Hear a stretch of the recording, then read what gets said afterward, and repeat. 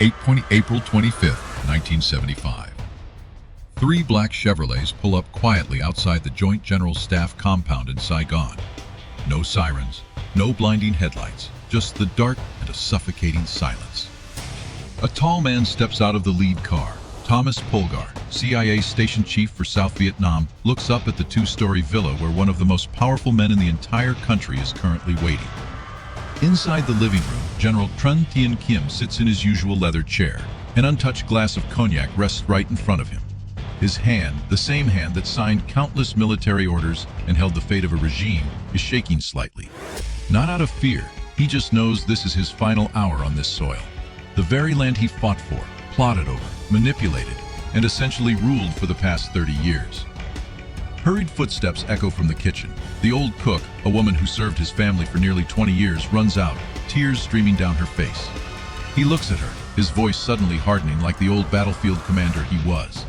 He demands to know why she is still here, telling her to leave while there is still time. But his eyes soften. He knows exactly what the people left behind are about to face. Polgar walks in alongside General Thièm's. They hardly speak. Everything was already arranged that afternoon. Khiêm stands up and walks into his office. From the desk drawer, he pulls out a small package, about 5 centimeters long, 3 centimeters wide, and 1 centimeter thick, wrapped tight in brown paper. He calls over Major Nguyen Thanh Phun, his most trusted aide. He tells Phun to hold on to it for him, his voice low and heavy. Phun takes it, feeling the sheer weight in his hand. He wants to ask what is inside, but a single look from the general shuts him down completely. It is a secret, one kept even from his closest man. Even today, nearly 50 years later, nobody actually knows what was inside that brown paper package. Gold classified documents. Or maybe something far more valuable than power and money. Khiêm turns to look for his wife, but Dinh ThuyIen left that morning, flying ahead to Taiwan. The house feels strangely quiet now. Rooms once filled with laughter are entirely swallowed by the dark. He walks through every corner, almost like he is memorizing the final details. This wall, where he hung so many medals. That table, where he held countless secret meetings about power and betrayal. 9:30, Polgar checks his watch, telling General Khiêm they need to leave. He nods. Not a single goodbye, not one tear, just the heavy silence of a man who spent his life hiding his emotions. But as he steps out the door, he stops. He turns his head for one last look. Yellow light spills from the living room out into the yard, the final glow of an era about to sink completely into darkness. 3 cars roll through the Saigon night. The gunfire from previous months is gone. There is only the wind and the quiet panic of a city about to change hands entirely. The destination is Tan Son Nhut Airport, a place where, just a few years ago, his brother controlled every single shipment coming in and out. Where the international press accused his family of profiting from smuggled drugs and contraband. Tonight, he is nothing more than a rushed passenger fleeing in the dark. In the back seat of the car, Khiêm sits in total silence. Polgar tries making conversation, but he only responds with short, clipped answers. His mind is drifting somewhere else entirely, back to 1960, when he saved Diem from a coup and was handed absolute power. To November 1963, sitting in an operations room, ordering individual army units to overthrow the very man he once saved. And to August 1969, when he became prime minister, claiming the second most powerful position in the whole country. But then it all vanished in a matter of weeks. On April 4th, he was officially fired. No explanation, no formal ceremony, just a cold, hard announcement from President Thiệu, his close friend who fought right alongside him at Ninh Giang back in 1952. 21 days later, Thiệu stepped down as well, and now, both men find themselves on the exact same desperate escape route. The plane is already waiting, a C-118 with 0 military markings. He climbs the stairs one by one. Every single step is a final goodbye. To power, to glory, to his sins, to everything he ever was. Inside the cabin, President Thiệu is already seated. The two men just look at each other. No words needed. They understand. They lived through too much together, from their early combat days to bloody coups, and then 6 long years of holding the government together. The engines roar to life. The runway lights slowly shrink away in the distance. Khiêm stares out the small window, Saigon, the city he essentially controlled from the shadows, is now just a few glittering streaks of light in the dark. By tomorrow, this city will have a new name, this entire regime will be history, and he will be nothing more than a passing line in a textbook. But who exactly was Trần Thiện Khiêm? Why did a man who always stayed behind the scenes wield so much absolute power? How did he climb to the very top, only to crash into the abyss just a few decades later? And most importantly, what secrets did he carry with him through his next 46 years of total silence? Welcome to ARVN U.S. Military, the channel where we explore historical events from a genuinely objective, multi-dimensional perspective. Today, we are walking through the life of one of the most mysterious and controversial figures in the entire history of the Republic of Vietnam. The man the CIA actively called a lone wolf. The one his allies called a master of evasion, a man history still has not reached a final verdict on. If you want to understand why South Vietnam collapsed, you absolutely cannot skip this story. If you are curious about the power struggles and plots behind the coups, make sure you stay until the end of the video. And if you have ever wondered whether history can truly be rewritten, then this is exactly the journey for you. Drop a comment and let me know, what do you make of this figure? Was he a hero or a traitor? A victim or the mastermind? And what part of his life do you want me to explore next? Do not forget to subscribe to the channel so you never miss out on our next fascinating historical stories. Right now, let us turn back the clock, all the way back to 1947, when a 22-year-old man decided to leave the Viet Minh and serve the French military instead. That single choice would end up changing not just his own life, but the entire historical course of a nation. Born into a wealthy, land-owning family in Châu Tan, Long An, Trần Thiện Khiêm enjoyed a childhood of absolute privilege. Out of 12 siblings, he was the one his parents pinned their highest hopes on. By 1944, he graduated with a full baccalaureate from prestigious French schools right there in Saigon, a truly rare academic achievement. Very few people could ever reach that level back then. In August 1945, when the August Revolution broke out, he enthusiastically joined the Viet Minh movement, just like so many other young men. The ideal of national independence, the call to liberate the country, it was all more than enough to pull in an ambitious 20-year-old. By 1947, he and a few friends retreated to Military Zone 8, fighting directly under the command of Trần Văn Tra. But just 4 months later, he decided to walk away, not out of cowardice, but because he realized the Viet Minh was basically the Vietnamese military. The person who welcomed him to the combat zone, a man named Pham Ngoc Thao, was actually a deep-cover spy for that exact same military. In 1954, Les Duan ordered Thao to stay planted as a sleeper agent, and later on, Thao would instigate multiple coups to completely destabilize the Saigon government. Though Khiêm would only find all of that out years down the line. By mid-1946, he volunteered to join the French colonial army. In early July of that year, he attended the first class at the Far East Combined Military Academy in Dalat. This is exactly where he met the friends who would change his life forever. Nguyen Khan, the man who would later help him run the 1964 purge, and Lum Van Phat, a figure who would end up joining multiple coups in the years to come.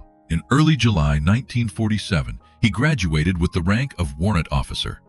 From here, his military career officially began. Nothing loud, nothing particularly flashy, just steady progress. By mid-1948, he was promoted to second lieutenant, serving as deputy commander of the 1st Company in the 3rd Vietnamese Battalion. By late 1950, he made first lieutenant, commanding a company stationed in Mong Ta, Rat Gia. But the real turning point finally arrived in mid-1952. He was transferred to the Hai Duong sector, stepping in as head of Section 3 for the 2nd Mobile Group stationed in Ninh Giang. This is exactly where he met the two men who would form his future power trio. First Lieutenant Nguyen Van Thiệu, a sharp-featured, cunning man who never stopped talking, and First Lieutenant Cao Van Vien, a tall, handsome man with a very fair complexion. The three of them became fast friends, drinking together, sharing their ambitions, and maybe quietly dreaming of a future where they held real power. Who could have possibly guessed that three young officers in a tiny sector would one day become the president, the prime minister, and the chief of the Joint General Staff for an entire regime?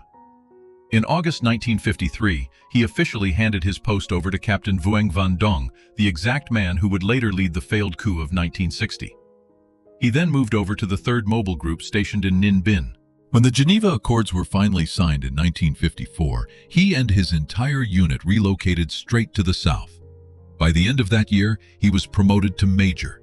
Serving as Chief of Staff for the 2nd Military Region, he replaced none other than Major Nguyễn Văn Thiệu, his close friend from Ninh Giang. In August 1955, he made Lieutenant Colonel, acting as Deputy Chief of Staff for Logistics at the Joint General Staff. This was his very first real step toward the absolute center of power. But his rise was not a matter of luck. He simply knew how to make his superiors trust him. He spoke very little. He always obeyed orders. He never took the top spot, preferring to stand 2nd or 3rd in the shadows. It was the art of blending in. Hoang Duc Na, a close aide to Thiệu, would later remark on this exact trait, noting he had never seen anyone hide their ambition quite as well as Khiêm did. Late October 1955, when President Ngo Dinh Diem organized a referendum to depose Chief of State Bảo Đại, Khiêm was among the officers enthusiastically backing the move. He understood the golden rule of advancement: you have to stand with the winner, and Diem was clearly the winner. In August 1957, he was promoted to colonel. Crucially, he was sent to study at the Command and General Staff College at Fort Leavenworth, Kansas, in the United States. This was no ordinary military course. According to certain intelligence sources, this was precisely where the CIA recruited and trained him. Whether that remains an absolute fact or not, history offers no official verdict. Yet his subsequent career trajectory strongly suggests some kind of covert connection was forged there. By mid-March 1958, he finished the course and returned home. He was appointed commander of the 4th Field Division, a highly important role. A massive leap forward in his career, yet he remained entirely unsatisfied. He hungered for so much more. In February 1960, he became commander of the 21st Infantry Division and commander of the 5th Military Region in the Mekong Delta. This served as one of the most vital strongholds in the entire military structure. Controlling the Western region meant holding the rice bowl and the primary food supply of the whole nation. More importantly, however, this post offered the perfect stage to prove his absolute loyalty. And that opportunity arrived incredibly fast. November 11th, 1960, Lieutenant Colonel Vuong Van Dong, the exact man who had once received a command from him in Ninh Bình, spearheaded a coup. Troops opened fire on the Independence Palace. President Diem was totally surrounded. The situation grew desperate. Without immediate reinforcements, the entire regime was destined to collapse before morning. Colonel Khiêm took decisive action. He led the 21st Division straight into Saigon, relieved the Independence Palace, crushed the rebellion entirely, saved President Diem from certain death. It was a monumental achievement, a debt Diem would never forget. From that moment on, Khiêm earned the absolute trust of Diem and Ngo Dinh U. They had no idea that the man they trusted most was quietly the most dangerous figure in the room. December 6, 1962 brought his promotion to Major General. He was appointed Chief of the Joint General Staff of the Republic of Vietnam Military Forces, replacing Major General Nguyen Khanh. This sat as the most crucial position in the entire military hierarchy. The Chief of the Joint Staff held the power to mobilize any unit, the power to propose key personnel, the power to access every highly classified secret. He wielded this newfound authority with quiet brilliance. He nominated Lieutenant Colonel Thiệu, his close friend from Ninh Giang, as commander of the 5th Infantry Division. He secured Major General Khanh the command of the 2nd Tactical Zone. Methodically, he built a vast network of loyalists everywhere. These men would soon become the essential instruments for his future designs. Observers noted that any major military appointment backed by General Khiêm was virtually guaranteed to receive approval from President Diem. His influence had grown genuinely terrifying. Yet absolutely no one noticed, because he kept his mouth shut, remained perfectly humble, always chose to stand quietly behind someone else's shadow. Early 1963 brought another coup plot, which he blocked yet again. His devotion to Diem appeared absolutely beyond question, but it was entirely an illusion. Beneath the surface, a vastly different scheme was taking shape. A master plan so deeply buried that not even his closest associates could begin to guess its nature. Once the autumn of 1963 arrived, everything would shatter. Blood would inevitably spill, power would brutally change hands, and the man who always operated behind the curtain would finally step onto the stage, even if he remained firmly in the dark. By the summer of 1963, the atmosphere in Saigon felt suffocating. Not merely because of the brutal heat, political tension was rapidly reaching a boiling point. The Buddhist crisis exploded into public view. Monks were burning themselves alive on the streets. Students organized protests everywhere. The No Dinh Diem administration was hemorrhaging support, losing not just the local population, but the backing of Washington itself. While the world fixed its gaze on the chaotic protests and crackdowns, another game played out in total silence. A ruthless game of influence, the kind where the ultimate victor isn't the one shouting the loudest, but the one who knows exactly how to wait and calculate. Mid-1963, General Le Van Tai, the chief of the General Staff, traveled to the United States for medical treatment, a perfect opening. On July 27th, Major General Trần Thiện Khiêm handed over his Chief of Joint Staff duties to Major General Le Van Nguyen. But he did not surrender his grip on power. Instead, he was appointed acting chief of the General Staff. This new position handed him raw, unfiltered authority. Every single troop movement order passed directly through his fingers. He sat at the table for every critical meeting. He became utterly indispensable to the military machine. Just over a month later, however, President Diem appointed Lieutenant General Tran Van Don as acting chief of the General Staff. Khiêm was pushed back to chief of the Joint Staff. On the surface, it looked like a standard administrative move. To Khiêm, it was a glaring red flag. A clear signal that Diem was desperately trying to balance the scales, fighting to ensure no single commander grew too powerful. Diem failed to realize that dividing authority only created structural cracks, fractures that a brilliant mind could easily exploit. Over the weekend, Khiêm maintained his usual routine. He drove up to the Jaring tea plantation to collect Colonel Nguyen Khan. Together, they headed to Dalat to visit Lieutenant Colonel Nguyễn Văn Thiệu, who was running the National Military Academy. The three men sat drinking heavily, talking about life, analyzing the future, and quietly dissecting the unfolding madness down in Saigon. They never openly used the word coup. The tension in their eyes said enough. They all knew a violent shift was approaching. The real question wasn't if it would happen, but when, and precisely how. And most crucially, who would actually hold the crown once the battlefield dust finally settled. Still, Khiêm refused to rush. He knew perfectly well that in politics, the impatient men always die first. He had to wait. Wait for the exact right moment. Wait until every single piece was securely in place, and that moment was finally drawing near. By late September, dark rumors of a coup began to circulate. Nothing public, just quiet whispers at formal dinners, lingering glances exchanged during staff meetings. Washington was losing patience with Diem. The American embassy was actively hunting for a viable replacement. Meanwhile, deep inside the military, the most disgruntled generals were starting to find each other. Lieutenant General Duong Van Minh, currently serving as the military advisor to the president, which was effectively a powerless desk job, Lieutenant General Tran Van Don, the acting chief of the General Staff, Major General Le Van Kim, Minh's trusted aide, Major General Ton That Din, commander of the 3rd Corps and 3rd Tactical Zone. Every one of them held a deeply personal reason for wanting Diem gone. But they lacked the one thing that truly mattered: the authority to mobilize troops. Without that power, any coup plot was nothing more than a dangerous fantasy. And the only man holding that specific key was the chief of the Joint Staff, Trần Thiện Khiêm.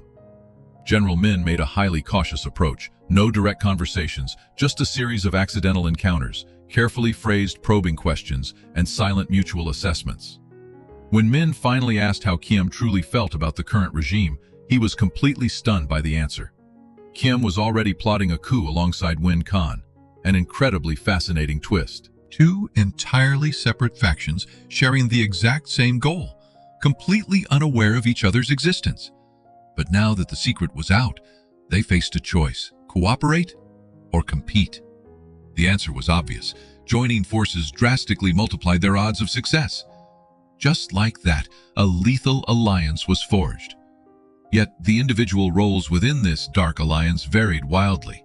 Minh, Don, and Kim would serve as the public faces. They would handle the intense negotiations with the Americans, speak directly to the press, and dominate the media spotlight. and Kim Hae would stick to what he did best, standing deep in the background, pulling the strings. Early October, the pieces finally started clicking into place. One morning, Kim summoned Major Tran Yok Yang, head of military security at the General Staff, straight to his office.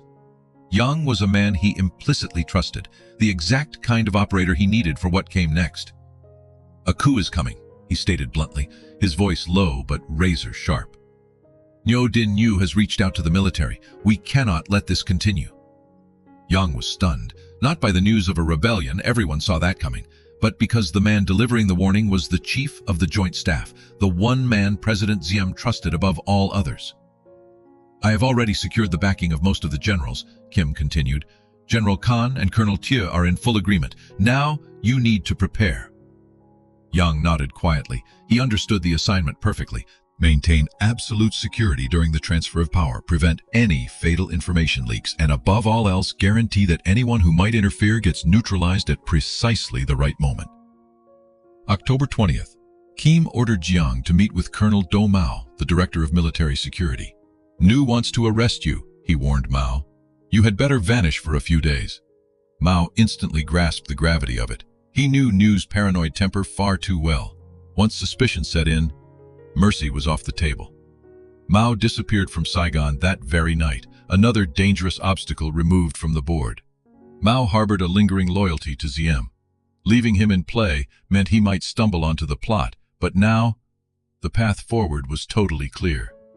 Early morning, October 31st, Kim called Major Zhang back into the room.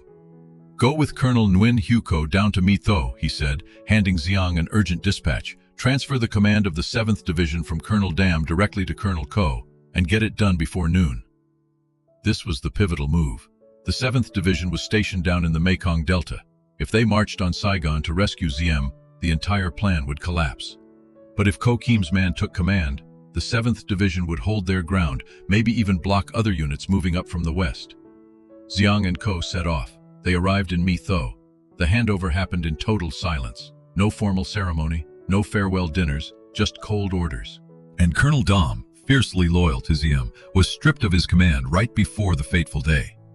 By noon that same day, Kim chaired a meeting of military commanders at the General Staff. Officially, they were there to discuss security. In reality, it was a test. He needed to see who stood on which side, who could be trusted, and who had to be completely isolated. Major Zhang stood guard right outside the room. His only job was to watch.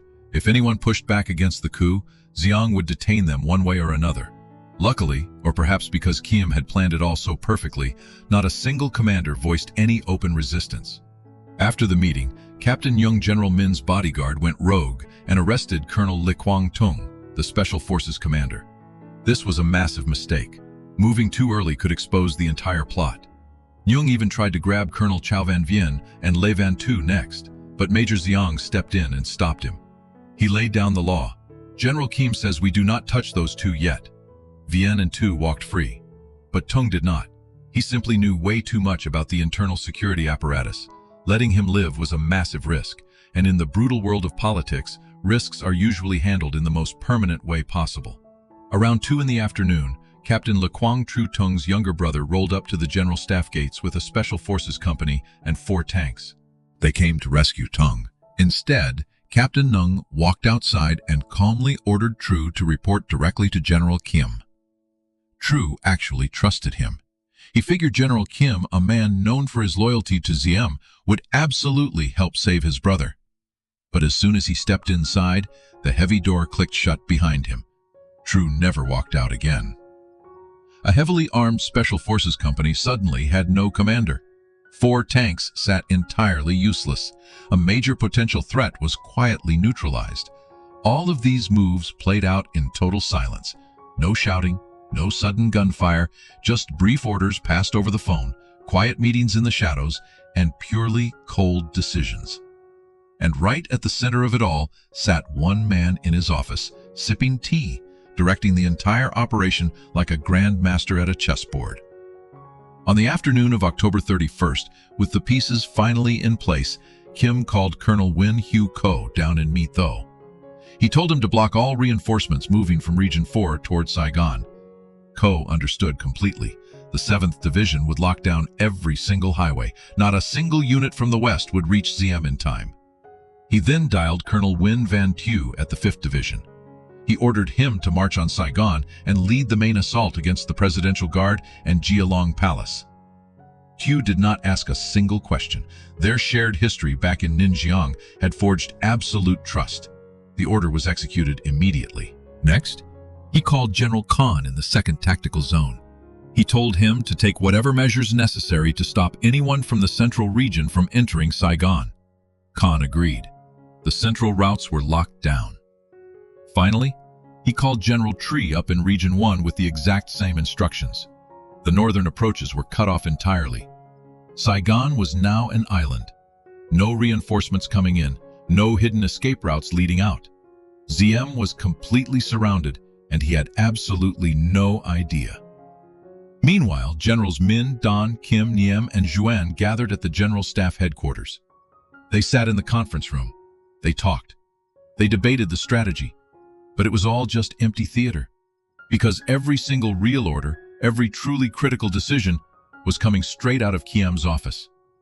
Some of those men later admitted they never even made it inside Khiem's actual office. They just received his orders over the phone or through a middleman. Khiem had built an entire system where he was the absolute center of gravity, yet completely invisible to everyone else. That right there is the ultimate art of power. It is not about grabbing the throne and showing off. It is about holding the reins from the shadows. Let others bask in the glory. Let others take the blame. You just maintain total control. But that level of control always comes with a heavy price. Every choice he made, every single order he issued, held the lives of thousands in the balance. Diem had personally saved him from an investigation after the 1960 coup. Diem trusted him completely. Diem had handed him the very power he was now using to tear the regime apart. Did he actually feel any guilt over it? Was he lying awake at night, tortured by his own conscience? Or had he simply learned to switch off his emotions, treating politics like a brutal chess match where personal loyalty holds zero weight? History doesn't really have an answer for that, because Khiem never spoke a word about it. Not in a memoir, he never wrote one. Not in interviews, he turned them all down. He never even told his own family, leaving them completely in the dark. All we are left with are the cold, hard facts. By the afternoon of October 31st, 1963, every single piece was locked into place. The army was fully mobilized. The loyalist units were entirely neutralized. The reinforcement routes were completely shut down, and the one man with the power to stop the madness, Chief of the Joint General Staff, Trần Thiện Khiêm, was the exact person pulling all the strings. The sun finally set over Saigon. Darkness swallowed the city whole, and under the cover of that night, a storm was brewing. A storm that would wipe away an entire regime. It would permanently alter the destiny of the nation, and it would leave blood pooling on the very streets where ordinary people would walk the next morning, pretending nothing had happened. Khiem stood quietly by the window, staring out over the city skyline. Somewhere in that dark expanse, Diem was sitting inside the Independence Palace, completely unaware that his most trusted ally was actually his greatest threat. Somewhere out there, No Din Nhu was probably mapping out his next crackdown, totally blind to the fact that their time had already run out. And in barracks scattered all across the region, thousands of soldiers were loading their weapons, just waiting for the order to march. They had no idea who they were even supposed to shoot. They only knew that when the sun finally came up, Saigon would never be the same again. Khiem turned back to his desk. He picked up the receiver. He dialed every single commander for one final check. Confirmed. Everything was perfectly in place. There was no turning back now. The ship had already sailed, and whether they liked it or not, they had to ride this out to the bitter end. He hung up the phone. A heavy silence settled over the room. Nothing but the steady ticking of a clock. Every passing second dragged them all closer to the point of no return, and Khiem, the man who had orchestrated every single detail, now had nothing left to do but wait. Wait for the darkness to finally break. Wait for the first cracks of gunfire. Wait for history itself to be rewritten. And wait to find out if every single thing he had done was actually going to be worth the blood. October of 1963 will forever go down in history as a deeply bloody month. But long before the violence started, before a single shot ever rang out, An entire month of conspiracy was quietly woven in the shadows. 31 days. From the start of October right up to the dawn of November 1st. 31 days where Chief of the Joint General Staff Trần Thiện Khiêm slowly transformed from the ultimate protector of the regime into the man who would dig its grave. At the start of October, secret meetings started happening far more frequently across Saigon. These were not taking place in official boardrooms. They happened behind the closed doors of private villas, in quiet restaurants tucked away from the crowds. Places completely out of reach from ARVN U and his vast network of spies. Khiêm met with Lieutenant General Duong Van Minh at a highly secure private estate.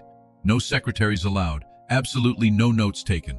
Just two men sitting across from each other, sipping tea, deciding the fate of an entire nation. Minh laid it out plainly. Diem has hit a dead end. His voice carried more sadness than actual anger. He explained that Washington had completely lost faith. The public was exhausted, and if they didn't make a move now, someone else definitely would. Khiêm just nodded slowly. He didn't need any convincing from Minh. He had been working on this plan for a long time, but he desperately needed Minh to be the public face, someone highly respected by the military and trusted by Washington. He kept his response brief. "I will handle the troop movements," he told him. "You handle the Americans." It was a truly flawless division of labor. Minh had this gentle presence, a warm smile, the kind of guy everyone naturally wanted to trust. Meanwhile, Khiêm actually held the keys to the entire military machine. One man was the friendly face, the other was the calculating brain, and together they formed a completely unstoppable force. But two men alone could not pull this off. They needed numbers. They needed generals who actively commanded frontline combat units. They needed the men controlling the vital tactical zones.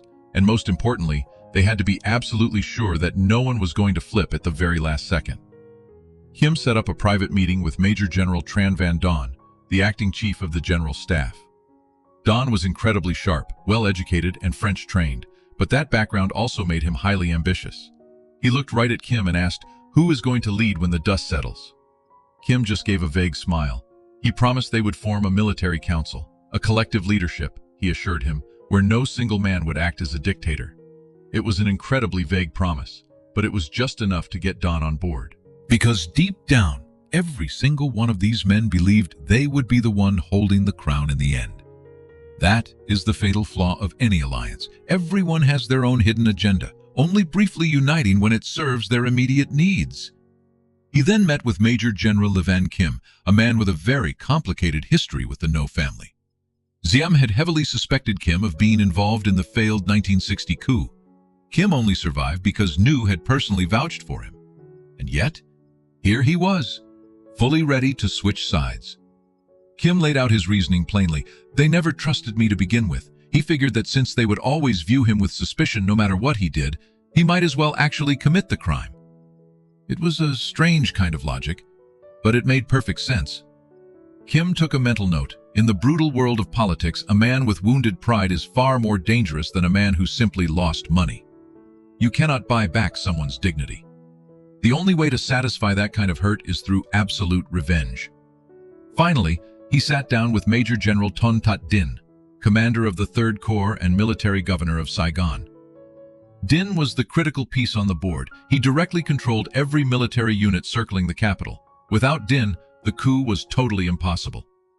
But he was also deeply unpredictable. He was angry with Diem, sure, but he was also driven by a massive, dangerous ambition of his own. Dinh was blunt. He wanted guarantees about his future position. Khiêm just nodded, assuring him he would be highly valued. But right now, they needed him to act exactly when the time was right. Dinh agreed. Yet Khiêm knew perfectly well this man was a wild card. He would need to be watched very closely. Every single meeting was calculated down to the smallest detail. The time, the location, the attendees, the exact words exchanged. Khiêm never gathered everyone in one room. If someone decided to betray them, the entire network had to remain hidden, so he met them one by one.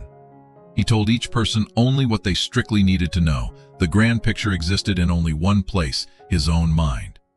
That was the true art of managing a conspiracy. Nobody, not even the key players, understood the entire plan. Each man knew his own specific role, and only one man held every piece of the puzzle, Khiêm himself. By mid-October, The pressure from Washington was becoming impossible to ignore. Ambassador Henry Cabot Lodge Jr. was sending signals that simply could not be misunderstood. America would not intervene in the event of a coup. In fact, they were entirely willing to offer support, provided Diem's successor could wage a much more effective war against the Vietnamese army. It was a glowing green light, but it was also a trap. If the military coup failed, America would deny absolutely any involvement. Diem would mercilessly purge every last man who took part. Success had to be an absolute certainty. There was no backup plan, no way back. Kim began putting together a list. Which field commanders could be trusted? Which combat units needed to be mobilized? Which political figures had to be neutralized? This entire list was drafted exclusively in his mind. He never committed a single word to paper. Documents could always be found, but memories, if kept tightly sealed, were absolutely bulletproof. Colonel Le Quang Tung, commander of the Special Forces, had to be neutralized. His men were fiercely loyal to Nu, boasting the finest equipment and the most elite training. If they decided to intervene, everything would become infinitely harder. The most practical solution was separating Tung from his command, or better yet, eliminating him entirely. Then there was Colonel Cao Van Vien, commander of the Airborne Division. He also needed to be tested. Vien was an old, close friend from their days in Ninjiang, but in the ruthless world of politics, friendship is rarely enough. Kim arranged a private meeting. He never explicitly mentioned a coup. He merely asked about Vien's general views, the state of the country, the future, and from those subtle answers, he knew his old friend wouldn't stand in the way. As for Colonel Nguyen Van Thieu, commander of the 5th Division, he required no such probing. Their shared history in Ninjiang had forged an absolute, unshakable trust.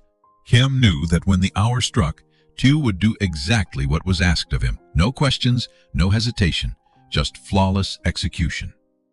General Win Khan, commander of the 2nd Tactical Zone, had been ready for quite some time. In fact, Khan was far more eager than Kim himself, but that exact enthusiasm made him dangerous. An overly eager man could easily expose the entire operation. Kim found himself constantly having to rein Khan in. Piece by piece, the board was set. Yet the most massive hurdle remained. How on earth could they keep Diem and Nu in the dark? The brothers were certainly not fools. They operated a vast, sweeping spy network. They had eyes and ears planted absolutely everywhere. A single careless word, one suspicious meeting, a tapped phone line, any of it could instantly tear the entire plot apart. Kim cleverly used his own high-ranking position as a shield.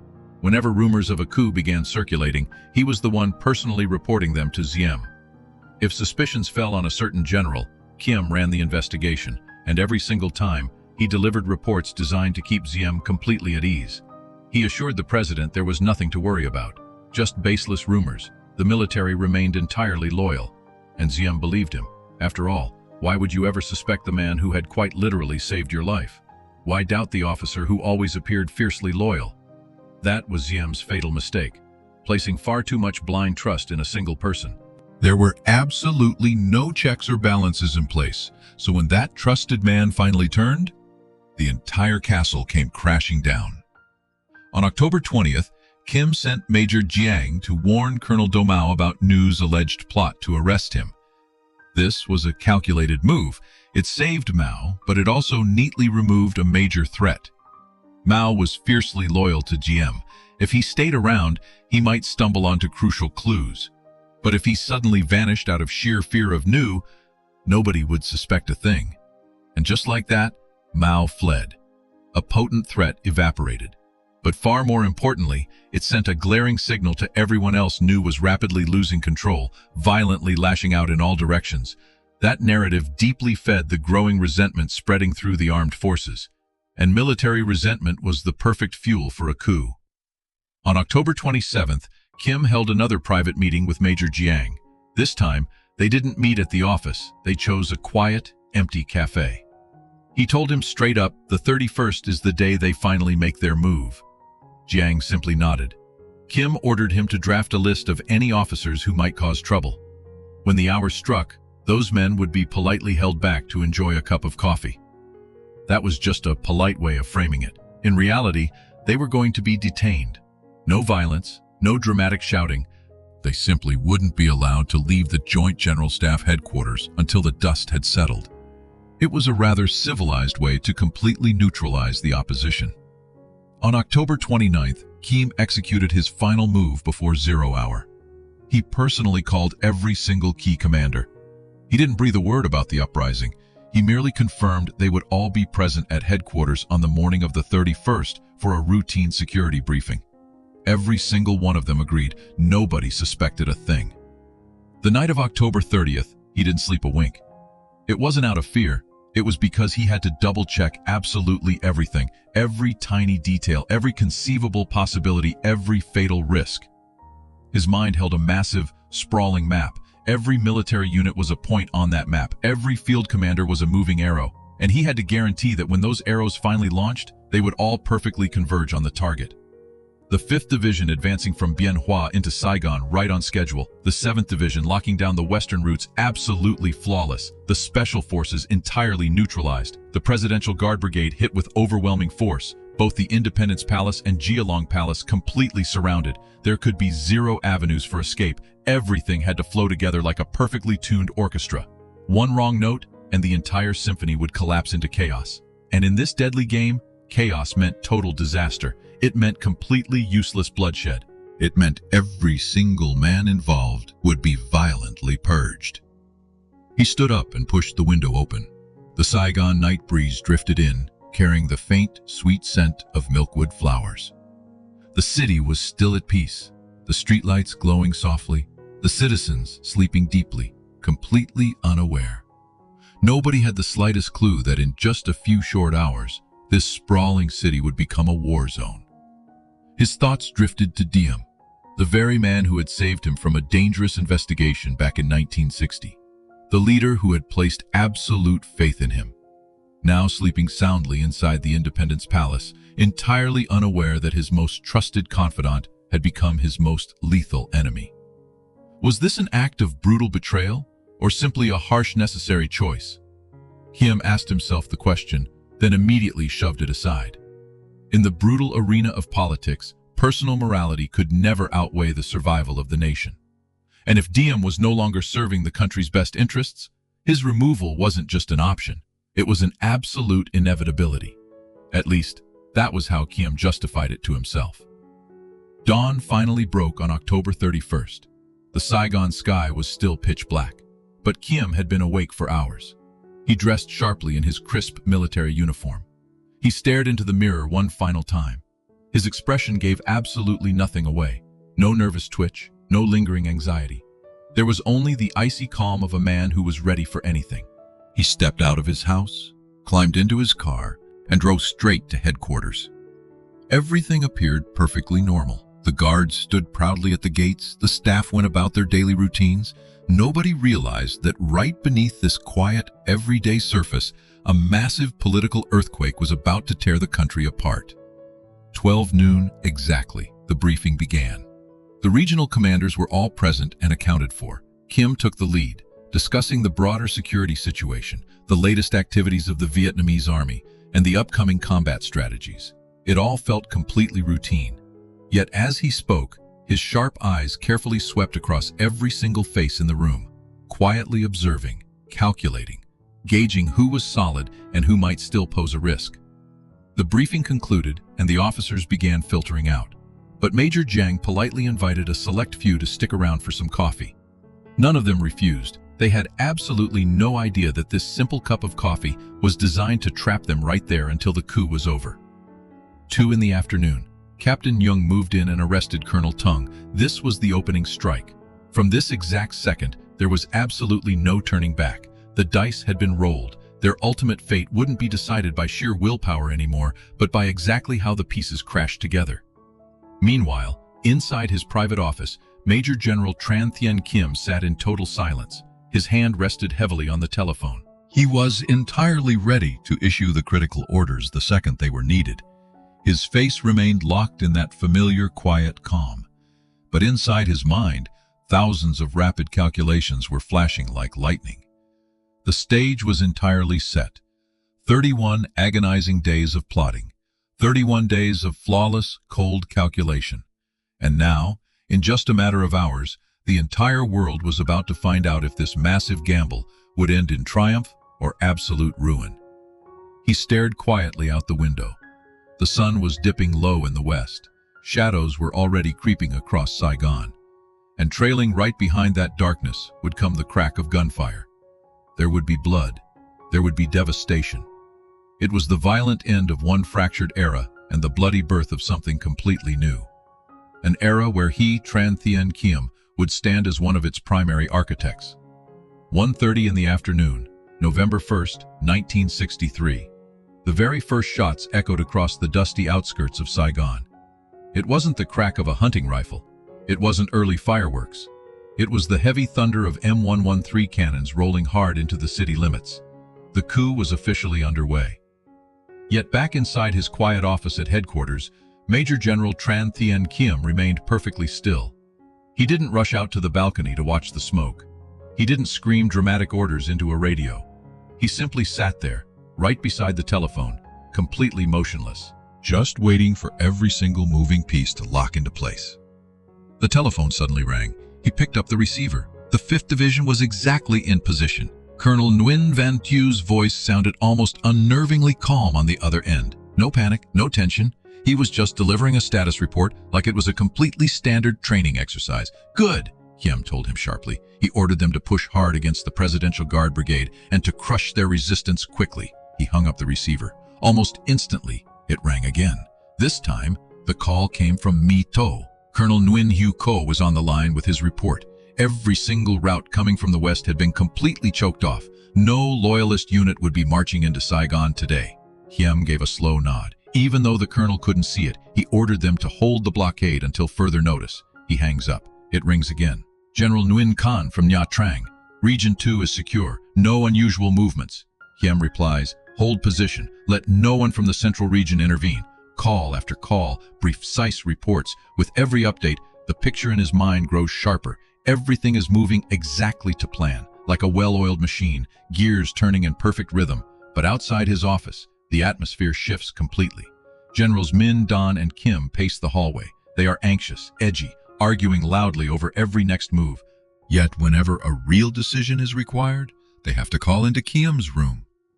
Should we strike the Independence Palace right now? Lieutenant General Min asks. Khiem shakes his head. Not yet. Let the guard exhaust themselves first. A rushed assault means heavy casualties. Min nods, stepping out to issue that exact order. This is the difference between a figurehead and true power. Min holds a higher rank, commands more prestige, but when tactics matter, everyone defers to Khiem. Because he alone sees the entire board. Only he knows where every unit is stationed and what they are ready to do. 3:17 p.m. The phone rings inside the Independence Palace. President Ngo Dinh Diem picks up. Gunfire echoes outside. The military is attacking. He has no idea what is happening, so he makes a call.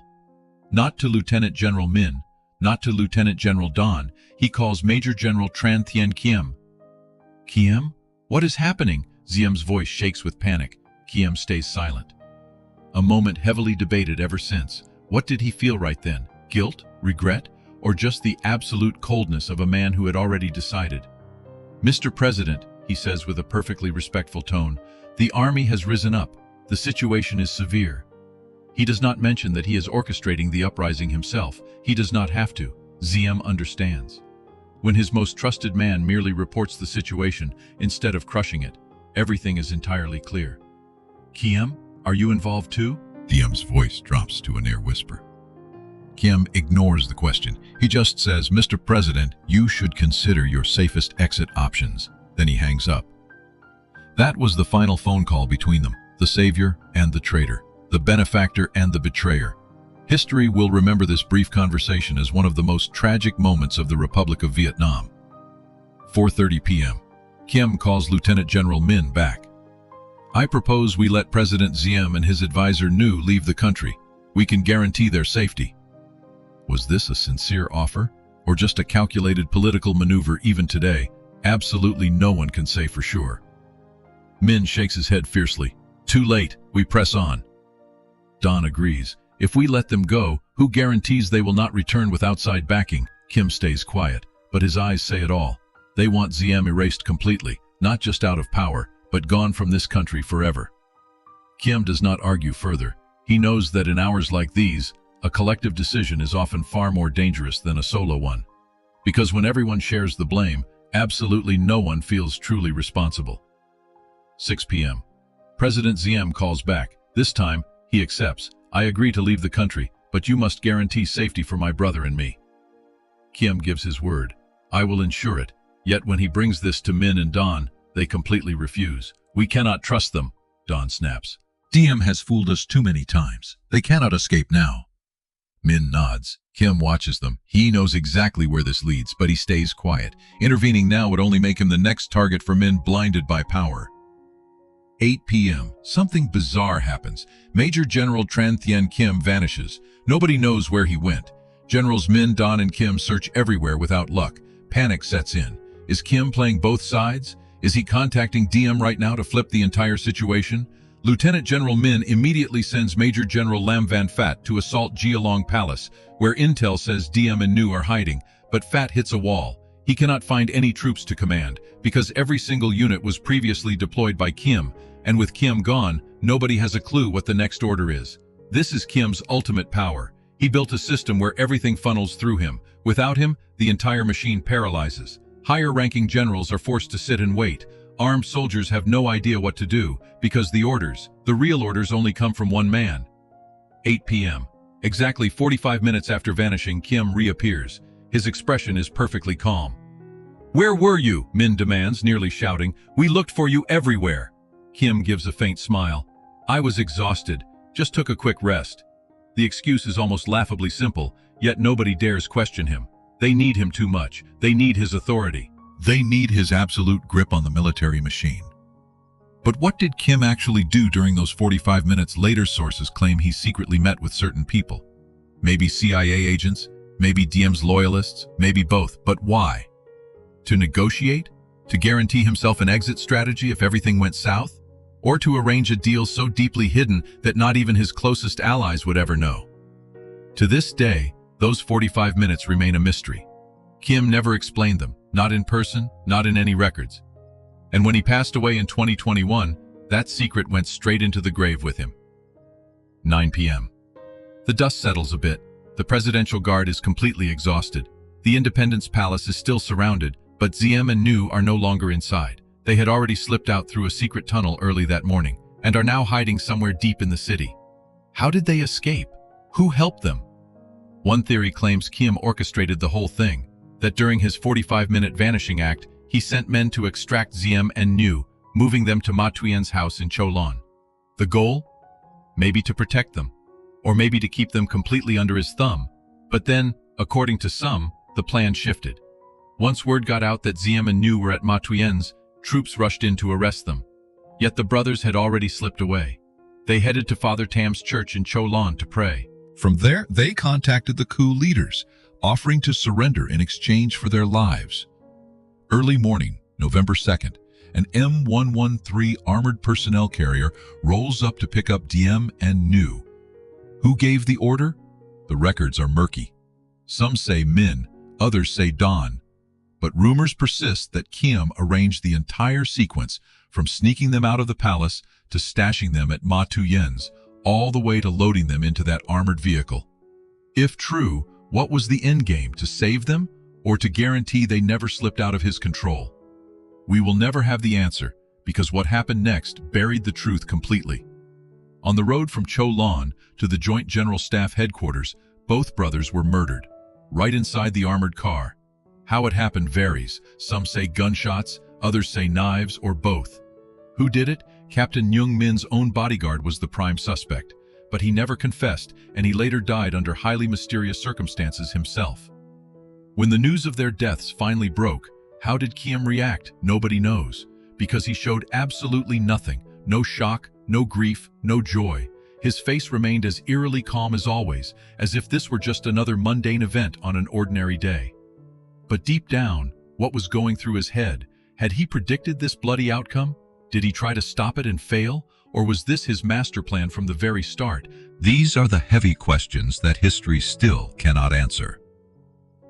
November 2nd, the coup officially ends. The Military Revolutionary Council is formed. Lieutenant General Duong Van Minh becomes chairman. Lieutenant General Tran Van Don is vice chairman, and Major General Trần Thiện Khiêm is promoted to lieutenant general, taking the role of military commissioner. On paper, he is not the top dog. He is not the absolute most powerful man in the room, but everyone knows the truth. Without Khiêm, there is no coup. Without him, this new military council is just a list of names holding zero actual power. Yet precisely because of his hidden hand approach, Khiêm never fully reaps the rewards. Generals Minh, Don, and Khiêm, the public faces of the rebellion, now hold the obvious seats of power.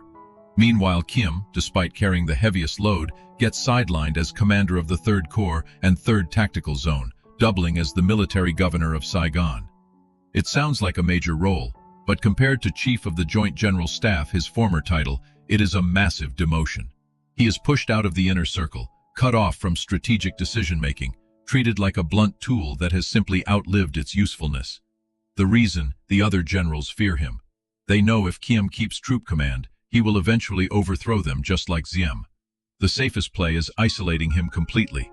Give him an honorary title, but strip away all his actual power. Khiêm accepts the new post without a single word of protest.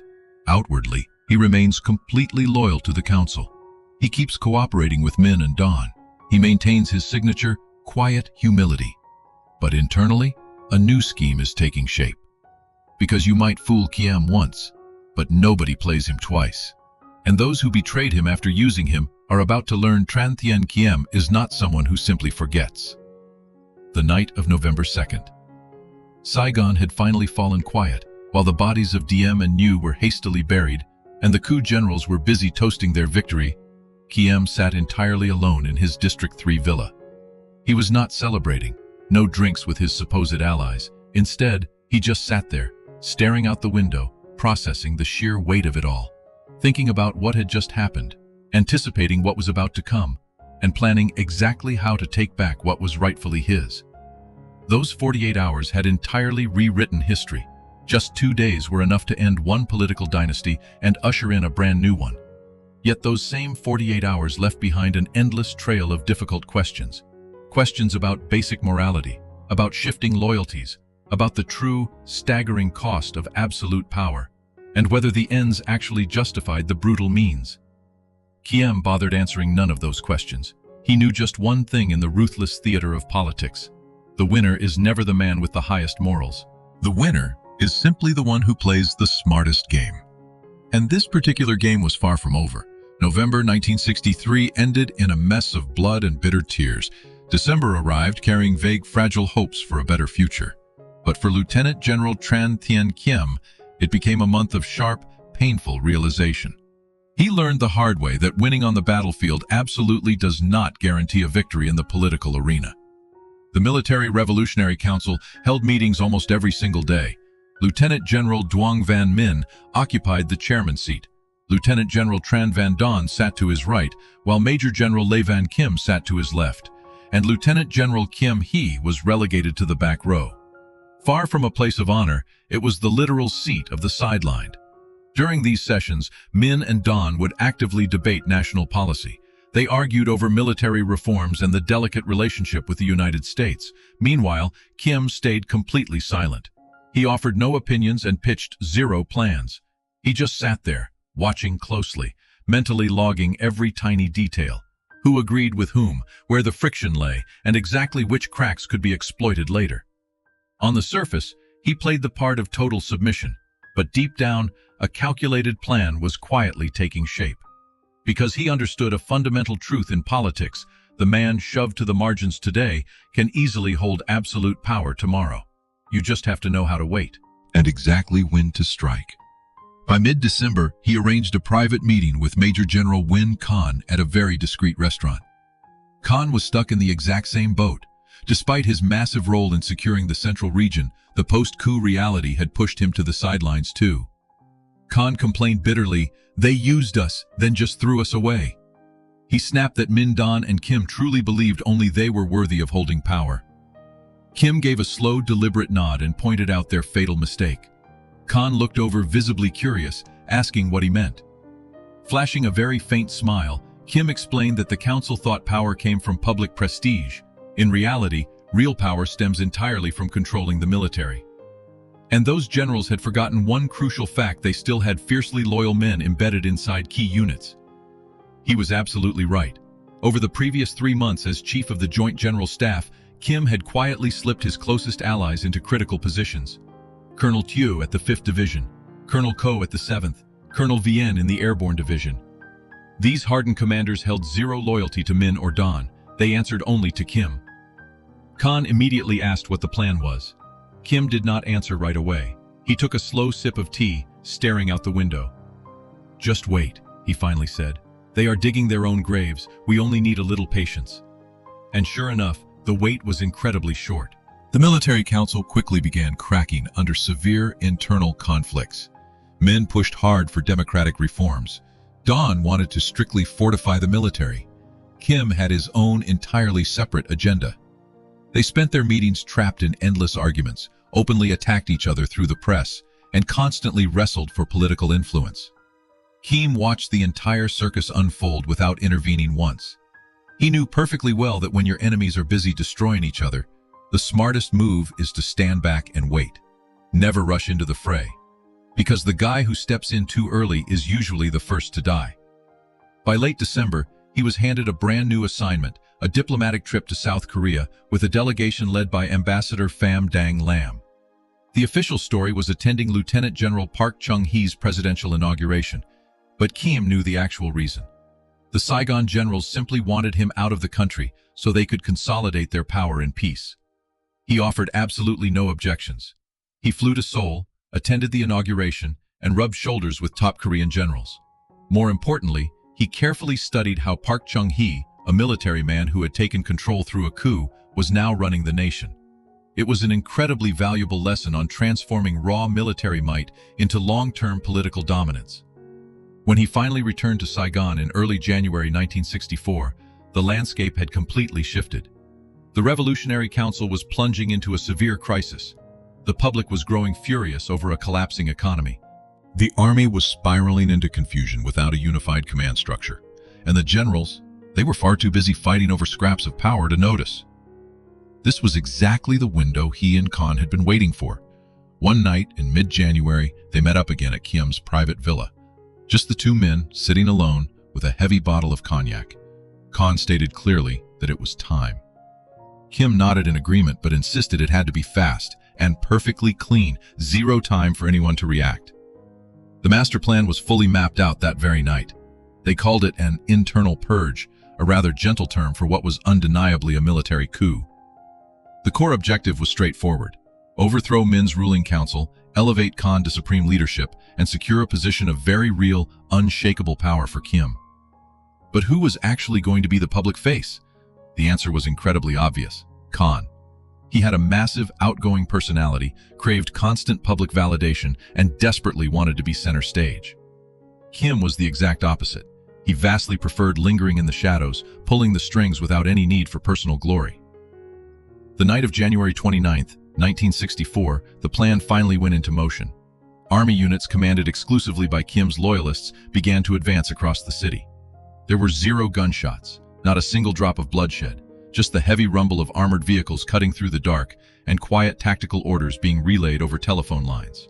By dawn on the 30th, Lieutenant General Min, Lieutenant General Don, and Major General Kim were all taken into custody, not to be executed, but strictly for their own protection at least, according to the official statement. They were quietly transported to a suburban Saigon villa and politely asked to remain there until things cooled down. Major General Win Khan eagerly stepped before the public, boldly declaring he had purged the Revolutionary Council to weed out pro-French sympathizers and those too incompetent to lead during such dark times. The American press quickly branded the entire event a bloodless coup, but beneath the surface, this was actually the most sophisticated, surgically precise power purge that Saigon had ever witnessed. Khan immediately became the new council chairman and the acting prime minister, and Lieutenant General Kim Hae was swiftly appointed Minister of Defense and Commander-in-Chief of the Armed Forces. That right there was the actual seat of absolute power, because whoever holds the keys to the military ultimately holds the keys to everything else. But there is one bizarre detail that insiders shared years later. On the actual night of the coup, Khan managed to oversleep. According to Major Tran Ngoc, who was directly involved, Khan simply forgot to set his alarm. He was completely dead to the world while military units were rolling through the streets. His aides literally had to shake him awake so he could scramble into his uniform and make an appearance. If that story is accurate, then who was actually running this massive purge? The obvious answer is Trần Thiện Khiêm. Once again, he was operating safely from the shadows. Once again, he happily let somebody else soak up all the public glory. And once again, he proved his ultimate rule, real power, never actually needs a spotlight. By March 1964, Washington officially recognized the new regime. Khan was flown out to the United States and greeted like an absolute hero. He was plastered all over the newspapers and television screens, widely praised as the man who saved the day. Meanwhile, Khiêm stayed firmly planted in Saigon, quietly turning the gears of the military machine. Yet it was exactly this silence that generated true influence. Because while Khan was constantly distracted by press conferences, fancy receptions, and international tours, Khiêm was methodically tightening his grip on the armed forces. He promoted his most fiercely loyal men. He quietly reassigned anyone he suspected of betrayal. He was building an unbreakable network that only he could control. In August 1964, a massive honor fell right into his lap. On the 11th of August, he was officially promoted to full general. He became only the second man, right after Le Van Thai, to reach the absolute highest rank in the Republic of Vietnam military forces. But this was far more than just a shiny new title. It was a blatant recognition of his soaring power. It took him barely over 6 months to jump from Major General to full General. Just over 3 short years to climb from Colonel to the very top. It was a speed of promotion totally unprecedented in South Vietnamese military history, and it clearly reflected one undeniable truth: Trần Thiện Khiêm had successfully become one of the most powerful figures in the entire ruling apparatus. On August 27th, a fragile new political compromise was hammered out. They called it the Triumvirate, 3 distinct leaders sharing supreme authority: Duong Van Minh Nguyen Khan and Trần Thiện Khiêm. On paper, it looked like a fair division of responsibilities.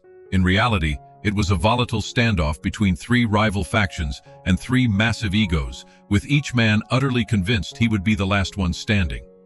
Predictably, that delicate balance did not last very long at all. By September 1964, yet another military uprising exploded across the capital. This one was spearheaded by General Duong Van Duc and a group of furious younger officers. They were completely disgusted by the triumvirate, viewing it as nothing more than a corrupt power grab among aging generals. The uprising ultimately failed, but the fallout from it was incredibly severe. Khan grew highly suspicious, convinced that Khiêm was the puppet master standing right behind Duc. He believed his so-called ally was secretly backing these disgruntled officers just to sabotage Khan's leadership. Whether there was actual proof or not, that poisonous suspicion drove an irreparable wedge right between the 2 men. From mid-September straight into early October, the internal tensions rapidly boiled over. Khan forcefully summoned the generals together and ordered Khiêm to surrender both of his top military posts. In a move that shocked many, Khiêm silently accepted the demotion. But it was an incredibly dangerous kind of silence. Because anyone who survived Saigon politics knew one thing: when Trần Thiện Khiêm goes completely quiet, he isn't surrendering. He is just calculating his next deadly move. Late September. Khan calls Khiêm in for a private meeting. No witnesses, no recordings, just 2 men who used to be closest friends. They took down Diem together. They ousted Minh together. Now, they sit across from one another like absolute enemies. "You have to leave Vietnam," Khan told him straight, his voice ice cold. 48 hours, or I cannot guarantee your safety." It was not a request. It was a threat. A direct threat from the very man Khiêm had personally helped put into power.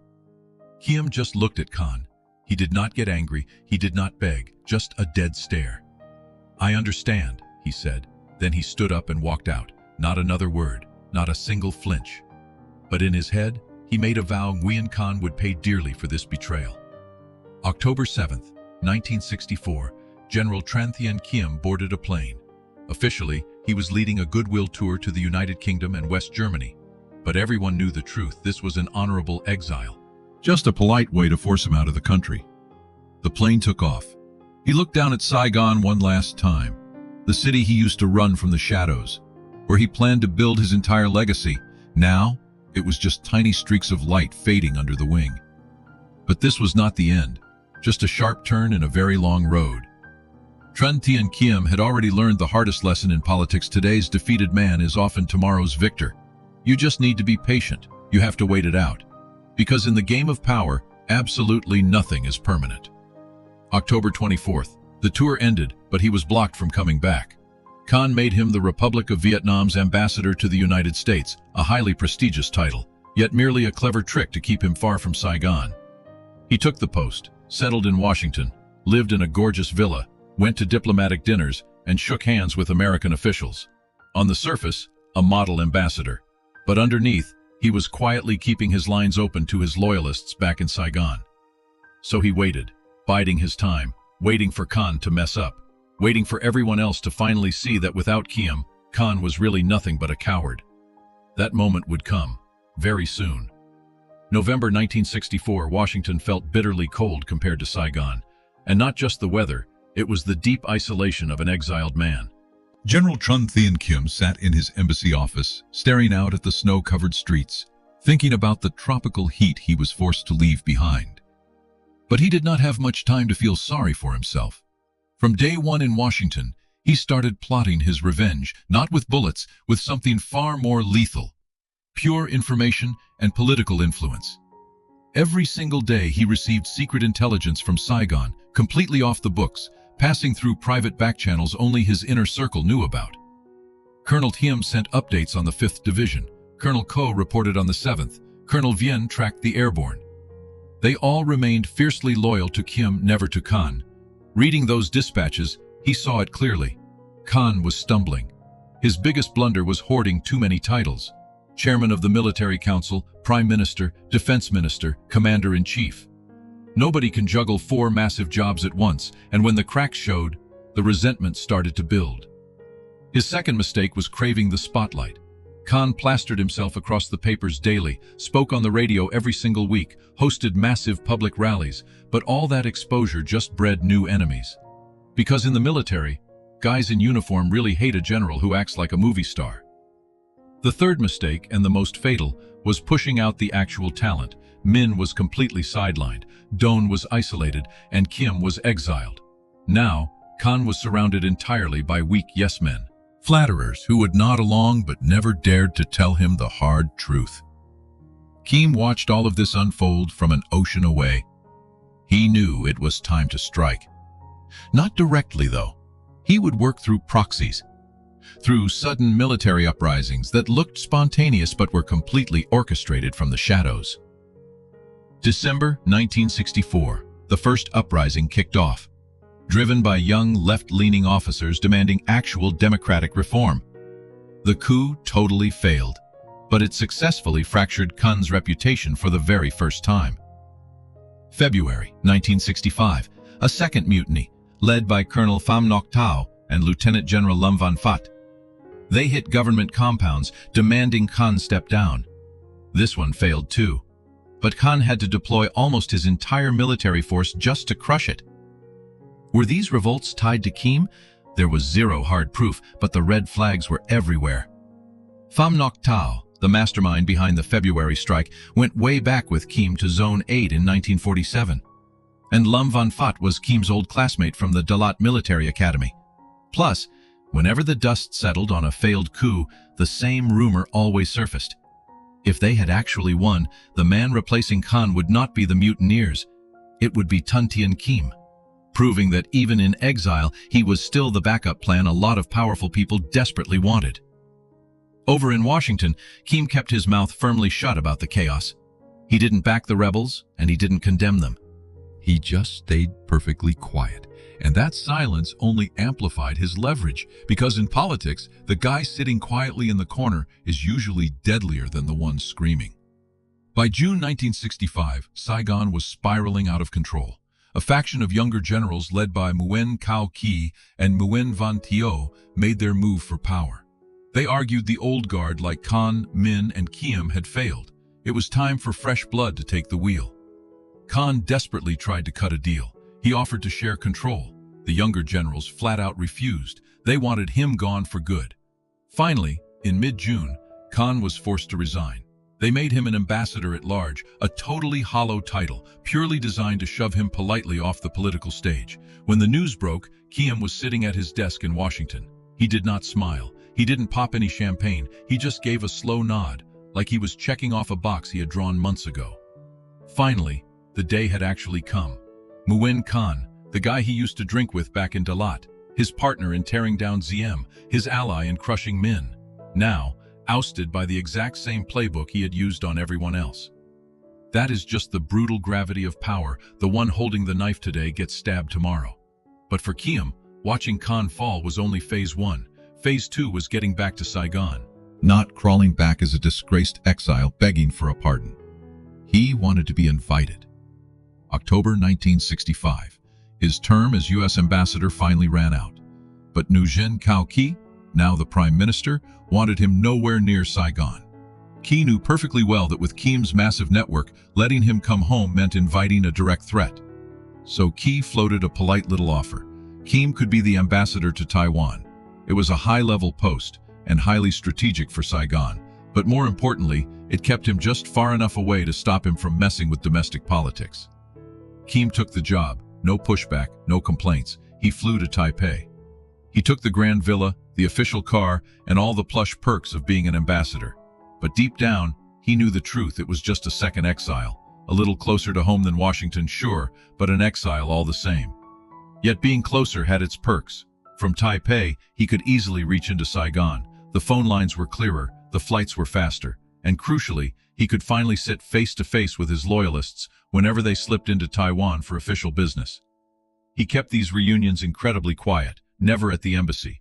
They met in tucked-away restaurants and quiet, empty hotels. Colonel Thiệu would fly over to study military strategy, but really, he was there to see Khiêm. Colonel Vien would drop by just to visit an old comrade, while quietly handing over vital intelligence. Sitting through these debriefs, Khiêm mapped out exactly what was happening in Saigon. Ky's government was sinking, the economy was stalled out, angering the public. Buddhists were marching against heavy-handed crackdowns, and the army was tearing itself apart in bitter factional feuds.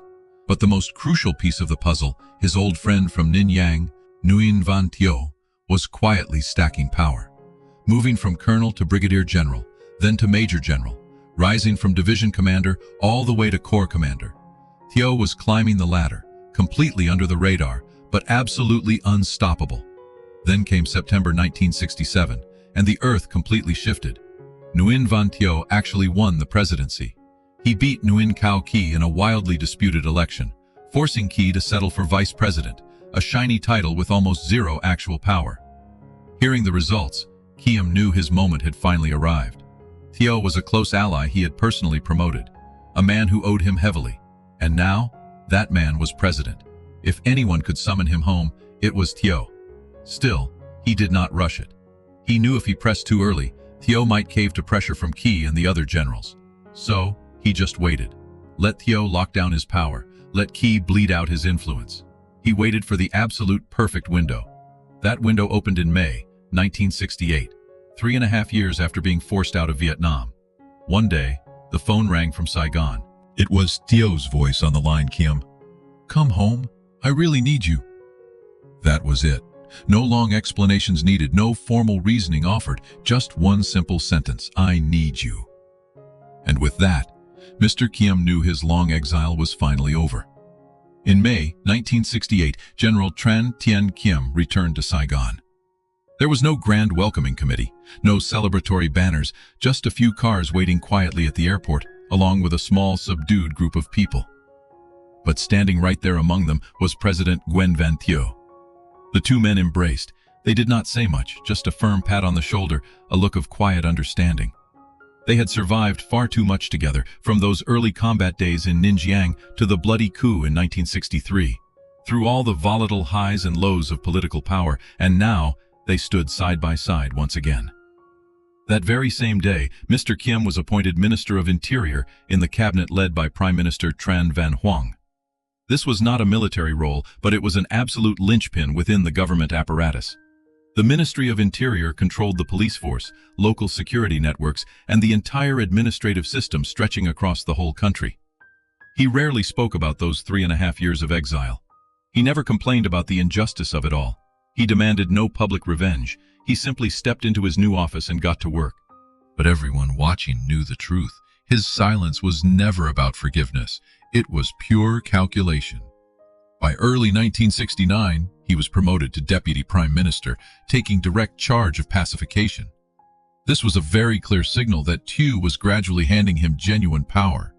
Because pacification, meaning the enforcement of rural security, was the absolute most critical mission in the administration's strategic playbook. Yet that was still not the summit. In August 1969, the biggest shift finally happened. Prime Minister Tran Van Hoang stepped down. Thiệu had to name a successor, and he chose none other than General Trần Thiện Khiêm. On August 22, 1969, he was officially sworn in as the Prime Minister of the Republic of Vietnam. After 5 volatile years, after 3.5 years of bitter exile, after surviving countless plots, bloody coups, and deep betrayals, he had finally secured the highest position of public authority he would ever hold. But here's the fascinating part. Even as Prime Minister, he completely maintained his old style. No rambling speeches, no constant television appearances, no loud, chaotic press conferences. He simply pushed his cabinet ministers forward to face the press and the public, while he stayed firmly in the shadows, quietly operating the machinery of government, a mouth shut like a sealed jar. That was the phrase people later used to describe him. He rarely ever spoke, but when he finally did, absolutely everyone listened. He despised the glare of the spotlight, and yet he completely controlled the stage. From the Prime Minister's office, he began constructing his own personal empire of influence, an empire that relied on far more than just the military. He leaned heavily on his family, his extended relatives, and a deeply complex network of interests woven throughout the entire Republic of Vietnam. That empire would stand strong for 6 years. 6 years where he was the second most powerful man in the country, answering only to President Thiệu. 6 years where his name was tied to every single major government decision.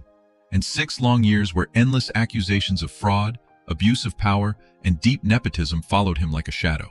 But that is a story for the next chapter. 6 whole years. From August 1969 all the way to April 1975. That stands as the absolute longest tenure of any prime minister in the entire history of the Republic of Vietnam. It was the era when General Trần Thiện Khiêm reached the absolute zenith of his political power, and the period when the bitter controversies surrounding him grew the loudest. On his very first day taking office, he delivered no sweeping speeches about the future of the nation. He made no grandiose promises of structural reform. He simply offered a few very brief words regarding duty and responsibility. Then, he quietly retreated into his private office and got right down to business. His approach to governance was entirely different from those who came before him.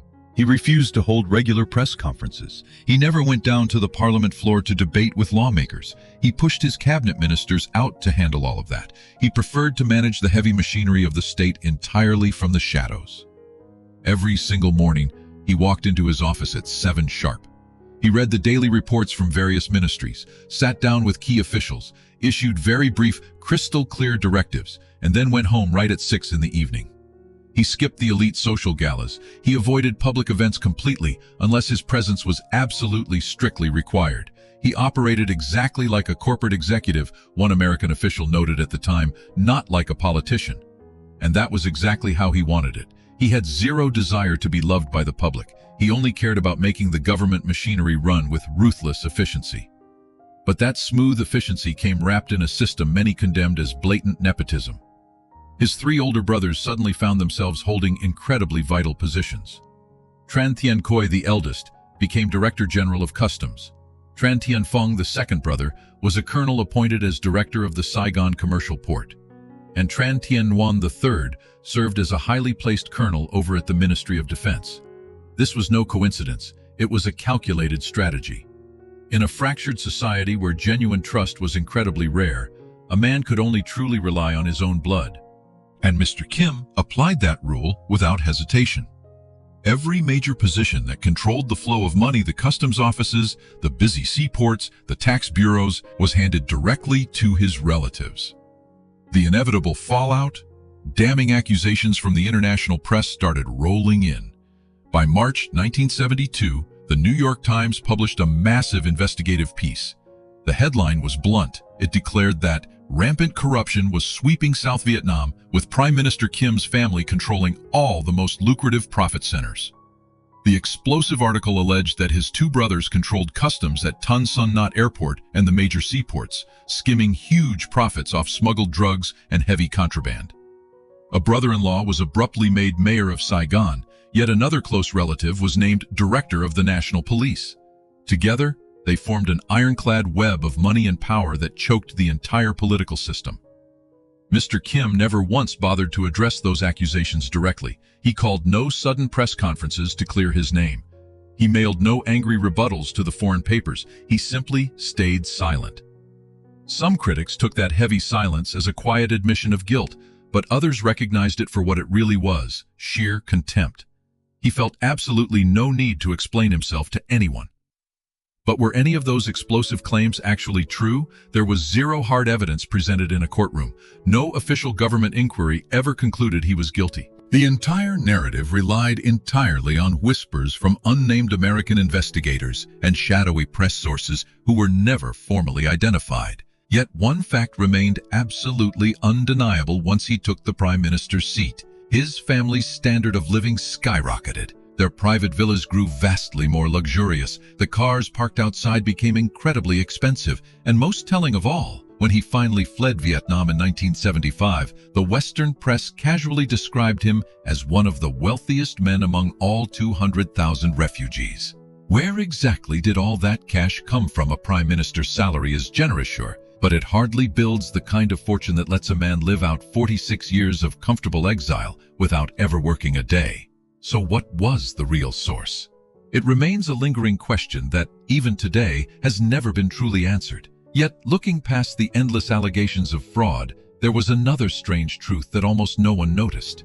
Under Prime Minister Kim, the government machinery ran far more smoothly than it ever had before. Not a single coup erupted during those 6 years. There were no massive mutinies, no catastrophic political crises threatening to tear the country apart.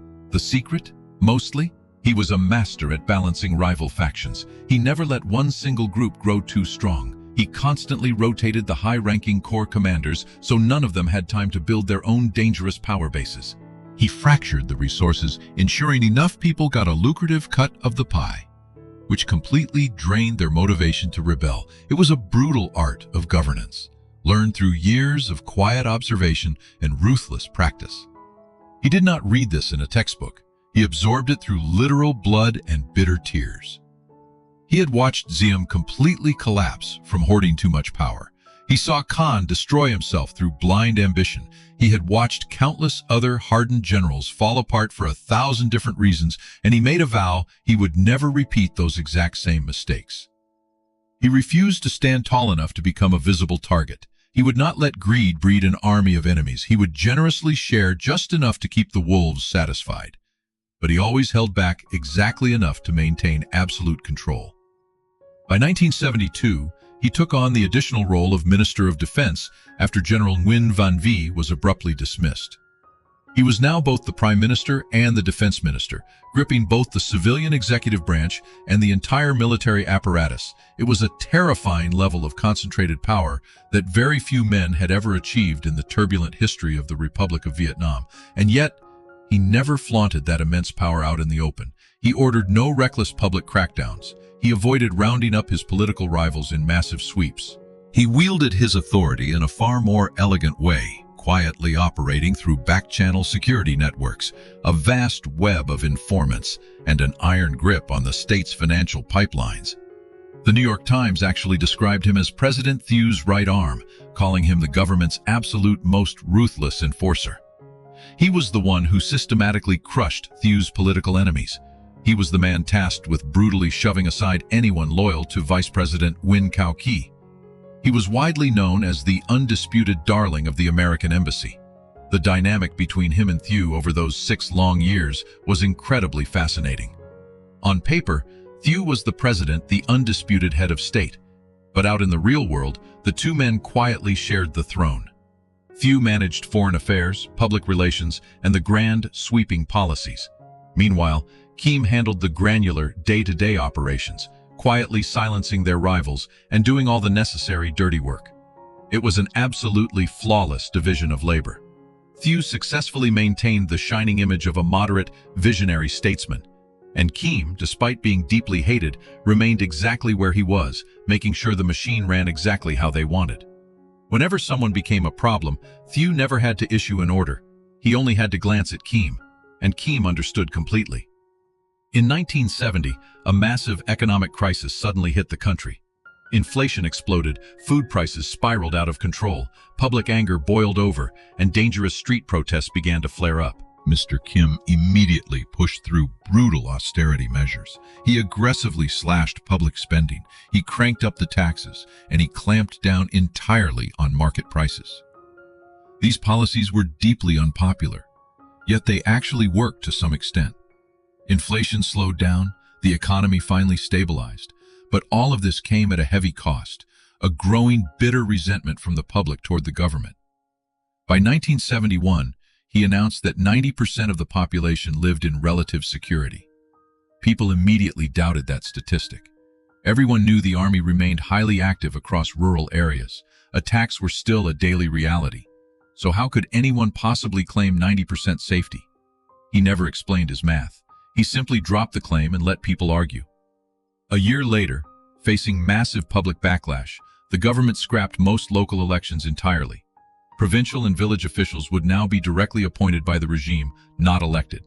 This became the most controversial move of his time as prime minister. It betrayed everything the republic had proudly claimed to stand for, being a democracy, unlike the military dictatorship up north. Once those elections vanished, the thin line separating democracy from dictatorship faded away. Khiêm argued that during wartime, national security had to trump performative democracy.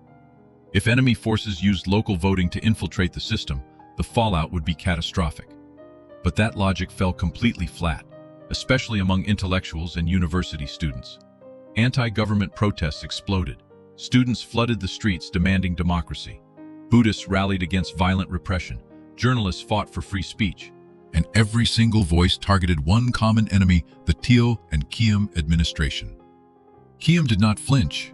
He deployed riot police to crush the protests. He weaponized censorship to silence the press and used security networks to hunt down the opposition. To him, wartime stability mattered more than freedom, and stability always required a sacrifice. This was his ruling philosophy: cold, fiercely pragmatic, and brutally divisive. Supporters called it the only way to survive. Critics pointed to it as the exact reason the regime was slowly bleeding away every ounce of public trust. Both sides were probably right. By the early 70s, the republic was finally politically stable, yet completely alienated from its own people. The endless coups of the 60s were gone, but so was the hope for a democratic future that followed the fall of Diem. Right at the center of it all stood a silent man. Few ever truly knew what he felt or thought. History would eventually judge him in sharp contrast, the architect of political stability and the ultimate symbol of fraud and absolute dictatorship. No matter the judgment, one fact remains undeniable. From 1969 to 1975, you could not talk about power in the Republic without naming two specific men: Nguyễn Văn Thiệu and Trần Thiện Khiêm. One stood squarely in the spotlight, the other operated entirely in the shadows. Together, they held a nation's destiny in their hands, right until that destiny began to fracture. 1973 kicked off with rare good news. The Paris Agreement was signed. The war was officially over. American troops pulled out, peace had seemingly arrived. But those who actually understood the political landscape knew this was just the dawn of something far deadlier. General Trần Thiện Khiêm, now 58, sat inside his prime minister's office, staring out the window. Saigon was bustling, crowds packed the streets, but beneath that thin illusion of peace, he knew everything was shifting. And it was not shifting in their favor. No American troops meant losing overwhelming firepower, and without that firepower, the Republic's army had to fight entirely alone. But did they have the strength, the morale, the supplies? Nobody dared to answer those questions out loud. By March 1974, the United States Congress slashed financial aid to the Republic. Funding dropped from $2.3 billion to under $1 billion. It sounded like a fortune, but on the ground, it was nothing. Ammunition dwindled, Fuel dried up. Even soldiers' paychecks stopped arriving on time. As both defense minister and prime minister, Khiêm faced crushing pressure. He had to choose what to cut, what to prioritize, and who to sacrifice. None of it was easy. Every single choice dictated whether thousands of people lived or died. He kept the main military units intact, but stripped funding from local militias. He hoarded resources to defend the major cities, leaving rural sectors completely exposed. It was a strategy of sheer contraction, protect the vital organs and let the limbs rot. But that strategy carried one fatal flaw. Abandoning the countryside shattered public trust. Without trust, civilians lost every reason to fight back. And once the public stops fighting, an army cannot possibly win a war, no matter how much advanced weaponry they hold. December 1974 brought total disaster. Phuc Long province came under heavy attack. The Republic's army tried to mount a counter-offensive, but they were simply too weak. A week later, Phuc Long collapsed. It was the very first time an entire provincial capital had fallen since the ink dried on the Paris Agreement. The response from Washington? Dead silence. No public condemnation, no threats of military intervention, just a heavy, deafening quiet. Khiêm understood immediately. The Americans were never coming back. Treaties and promises meant nothing. Now the United States had completely washed its hands. January 1975 brought a wildly tense cabinet meeting. Ministers argued endlessly over counterattacking versus falling back. President Thiệu desperately wanted to retake Phuc Long to project strength, but Khiêm just shook his head. He told them bluntly that they lacked the resources. Attacking Phuc Long would only expose their flanks elsewhere, and they needed to hold whatever ground was left. Thiệu stared at him. Two old friends from Ninxiang, now gray-haired, deeply wrinkled, and just completely exhausted. Thiệu asked what they were supposed to do. Khiêm let the silence stretch before answering. They had to wait for America's reaction, and if nothing came, prepare for the worst. The worst-case scenario. Nobody said the words out loud, but every single man in that room understood. By March 1975, that worst-case scenario became reality. Ban Matut fell. Kon teetered on the edge. Pleiku was entirely surrounded. The Central Highlands, their most vital strategic region, was collapsing at a truly terrifying speed. On March 14th, a fatal decision came down. President Thiệu ordered a full withdrawal from the Highlands. He wanted to consolidate forces and defend the coastal cities and the Delta. But pulling back an army while under heavy enemy fire is nearly impossible to execute. The retreat was an absolute disaster. Route 7 turned into a highway of death. Soldiers tangled with panicked civilians, military trucks smashed into refugee carts, all while artillery rained down from above. Thousands died. Tens of thousands were wounded. Entire military divisions simply disintegrated. Khiêm sat in his office reading every single disaster report. Each one was a knife to the gut. Yet he showed zero emotion. He just kept issuing orders, desperately trying to salvage whatever was left, but it all happened too fast. Hue fell on March 25th. Da Nang fell by the 30th. Nha Trang and Cam Ranh collapsed soon after. In under 2 weeks, the enemy swallowed up almost the entire central region and the highlands. On April 2nd, Khiêm addressed the nation on television and radio. It was a remarkably rare public appearance. His voice sounded steady, but every single listener could feel the sheer panic underneath. He claimed the heavy casualties of the past 2 weeks were simply a result of lost order. He swore the government remained determined to defend the rest of South Vietnam and promised to take back every inch of land they had just lost. Those were empty words. Given the grim reality, taking back any territory was an absolute delusion. The real question wasn't about counterattacks anymore. The only question left was how long Saigon could hold out.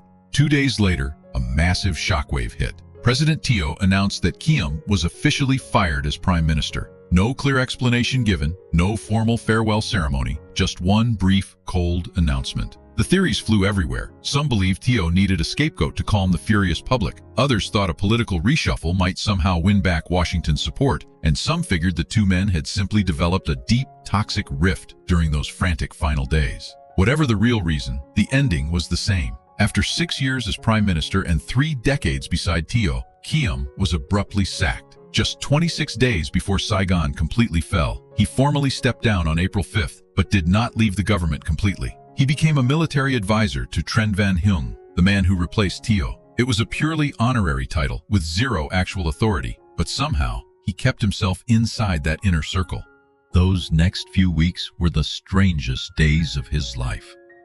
Saigon was spiraling into absolute chaos. Panicked crowds mobbed the airport, soldiers dumped their weapons and stripped off their uniforms. Government officials frantically burned sensitive documents and wired money offshore, bracing for a desperate escape. And Khiêm He showed up to his office every single day, took his meetings, nodded through the briefings. On the outside, he was completely stoic. But internally, he knew the grim truth. It was over. April 21st, President Thiệu steps down. The noon meeting at Independence Palace between Thiệu and Khiêm is heavy. All three men know it is their very last on Vietnamese soil. They discuss leaving, handing over power, who stays until the bitter end. What they do not know is that American intelligence is bugging the room, every single word recorded. Washington hears every decision in real time. It is the ultimate humiliation. Even in their most intimate, private hours, they truly have no privacy at all. By April 22nd, CIA agent Frank Snepp notes that President Thiệu has received parole papers from the U.S. Justice Department. They are dated the 22nd, for a flight scheduled on the 25th. America had already prepared his exit, and quite likely they had prepared one for Khiêm too. From the 22nd to the 24th, Thiệu and Khiêm are trapped in endless talks, meeting multiple times a day, debating the future, discussing negotiations, searching for a final way out, but every session ends without a clear conclusion. When the walls are closing in, no option is a good one. 9 a.m. on April 25th, Khiêm enters Independence Palace to meet President Huynh and former President Thiệu. They sit down with French Ambassador Jean-Marie Marion. France offers to broker peace negotiations, but the proposal comes far too late. By now, absolutely nobody believes a diplomatic way out even exists. 5 p.m. Over at the CIA headquarters in Saigon, Thomas Polgar gathers his team. The plan is locked in: fly Thiệu and Prime Minister Khiêm to Taiwan tonight. 3 black Chevrolets sit waiting in the dark. 7:30, Thiệu finally leaves Independence Palace, wearing a sharp brown gabardine suit. A loaded Browning pistol rests in his pocket. He hands President Huynh a small gift, then tells his aide he is just stepping out for dinner. He never comes back. 8:30 p.m., the CIA convoy reaches the home of Khiêm at the Joint General Staff compound. Polgar walks in, drinking with Khiêm and General Timms. Words are scarce, just clinking glasses and a very heavy silence. Khiêm calls Major Nguyen Ton Phun over his most trusted aide. He hands him a tiny package, just 2 inches long and barely half an inch thick. "Keep this for me," he says. Phun takes it. The weight is jarring, but he doesn't dare ask what is inside. Even today, nearly 50 years later, nobody knows what was in that package. Gold coins, classified documents, or something only Khiêm truly understood the value of. It remains one of the deep secrets he eventually took to his grave. From the kitchen, his cook is loudly sobbing. She served him for almost 20 years. Now, it is time to part. He snaps at the wife of Phun. "Why are you still here? Go!" But beneath the harsh tone, his eyes soften completely. 9:30 p.m., he steps out of the house, gets in the car. He does not look back, knowing it might break his resolve to leave. 3 cars roll through the dark Saigon streets. The destination is Tan Son Nhut Airport, the very place where his brother once controlled absolutely every shipment. He stays silent the whole way. Polgar tries making conversation, but Khiêm barely answers. His mind is drifting somewhere else entirely, flashing back to his early army days, serving beside Thiệu in Ninh, the 1963 coup, 6 years as prime minister, everything he built, and everything he is abandoning tonight. The plane waits. He steps aboard. Thiệu is inside. They share a look, no words. They talk too much these past days. Now, only silence remains. Engines roar to life. The plane takes off, leaving Saigon far beneath its wings. The city they used to rule. The city they honestly thought would be their final resting place. Now, just a few tiny lights fading into the dark. Deep down, Khiêm knows a chapter of his life is slamming shut, one built on power, glory, and sin.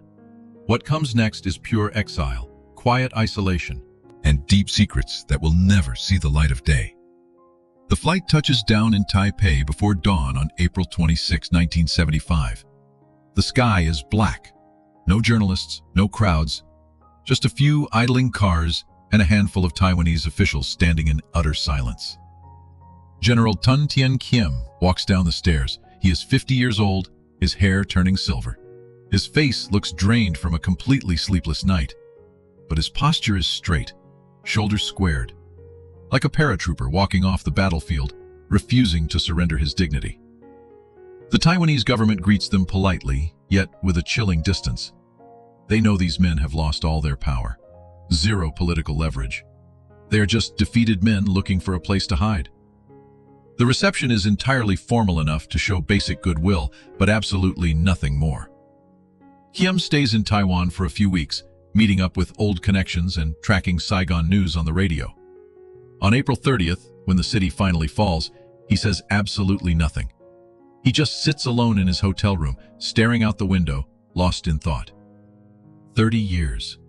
From his enlistment in 1947 right up to his escape in 1975. 3 decades tied to the military and cutthroat politics. 30 years of volatile highs, crushing lows, immense power, and bitter failure. And now, it all vanishes in a single night.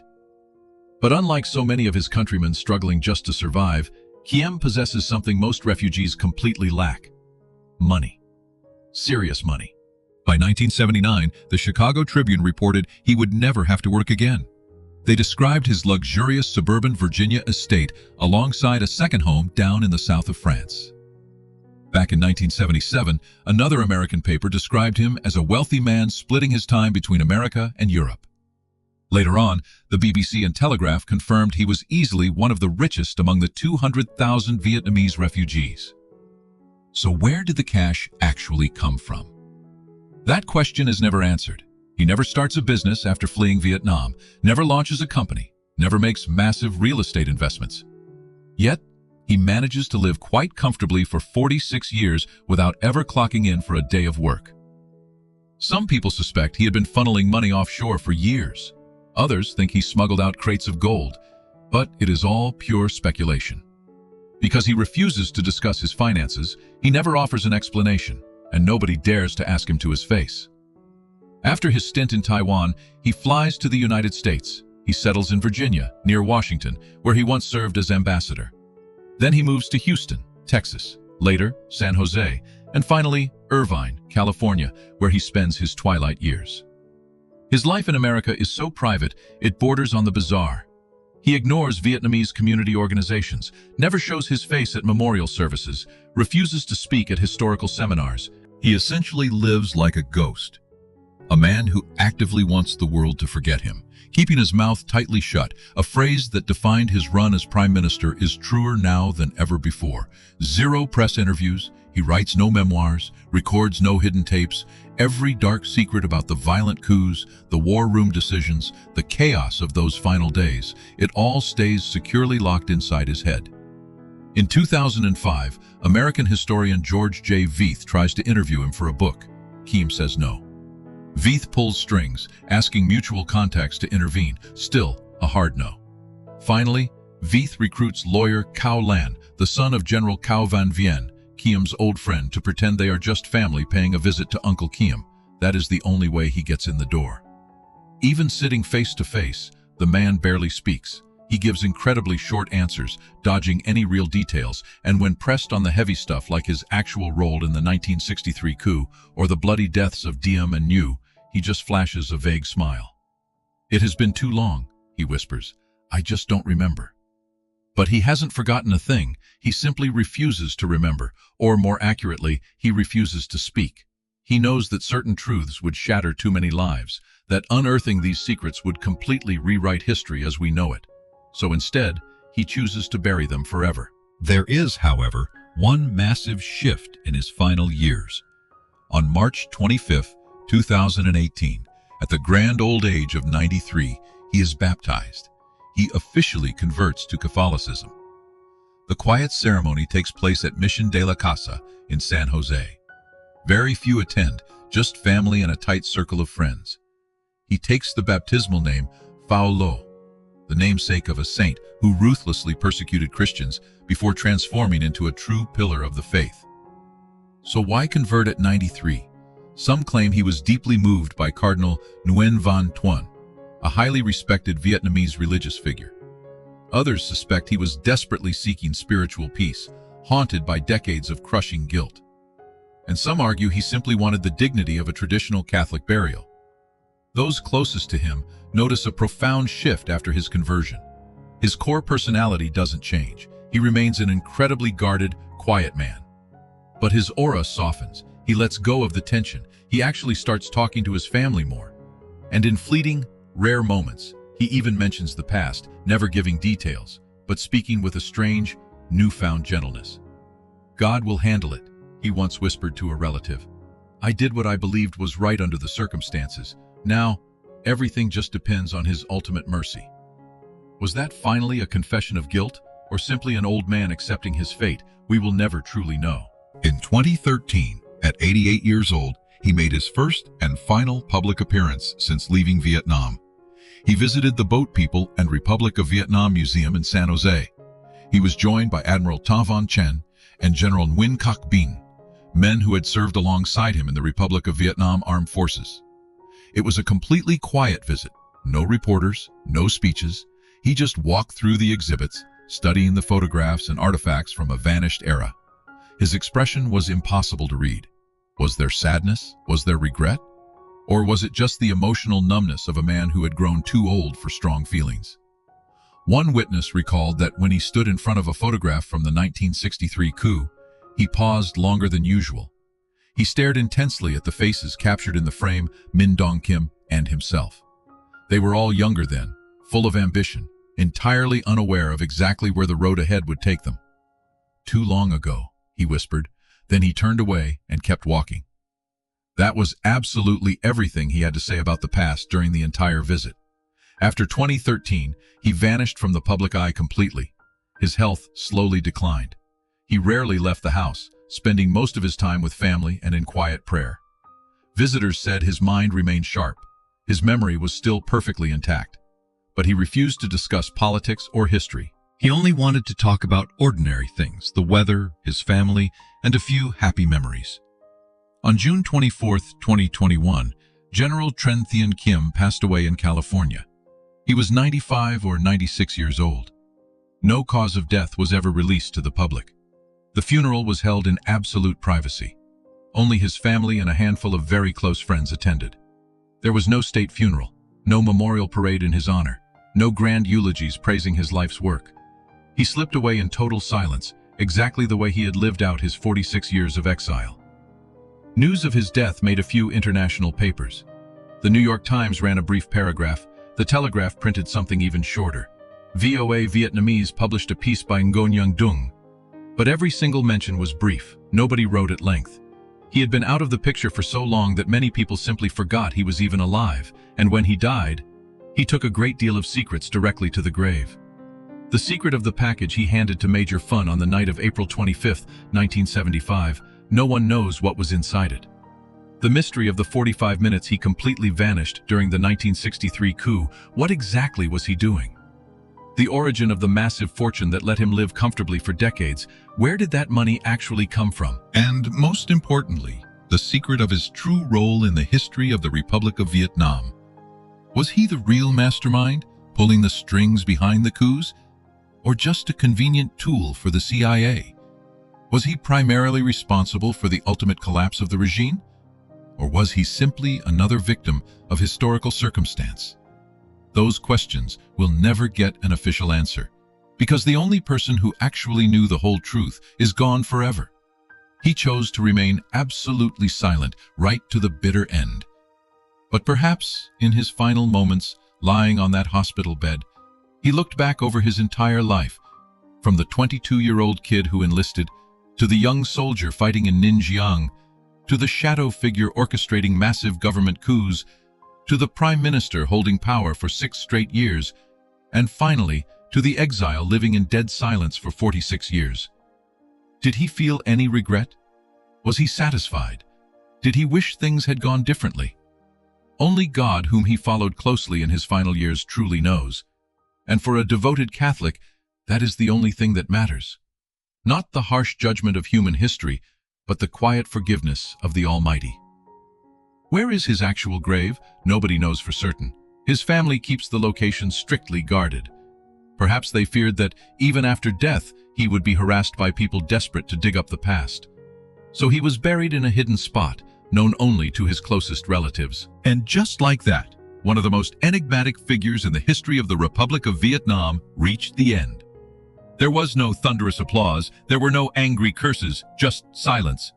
The exact same silence he maintained his entire life, a silence that might just last forever, at least until classified files are opened, old testimonies are finally published, and the truth, if it even exists, comes to light.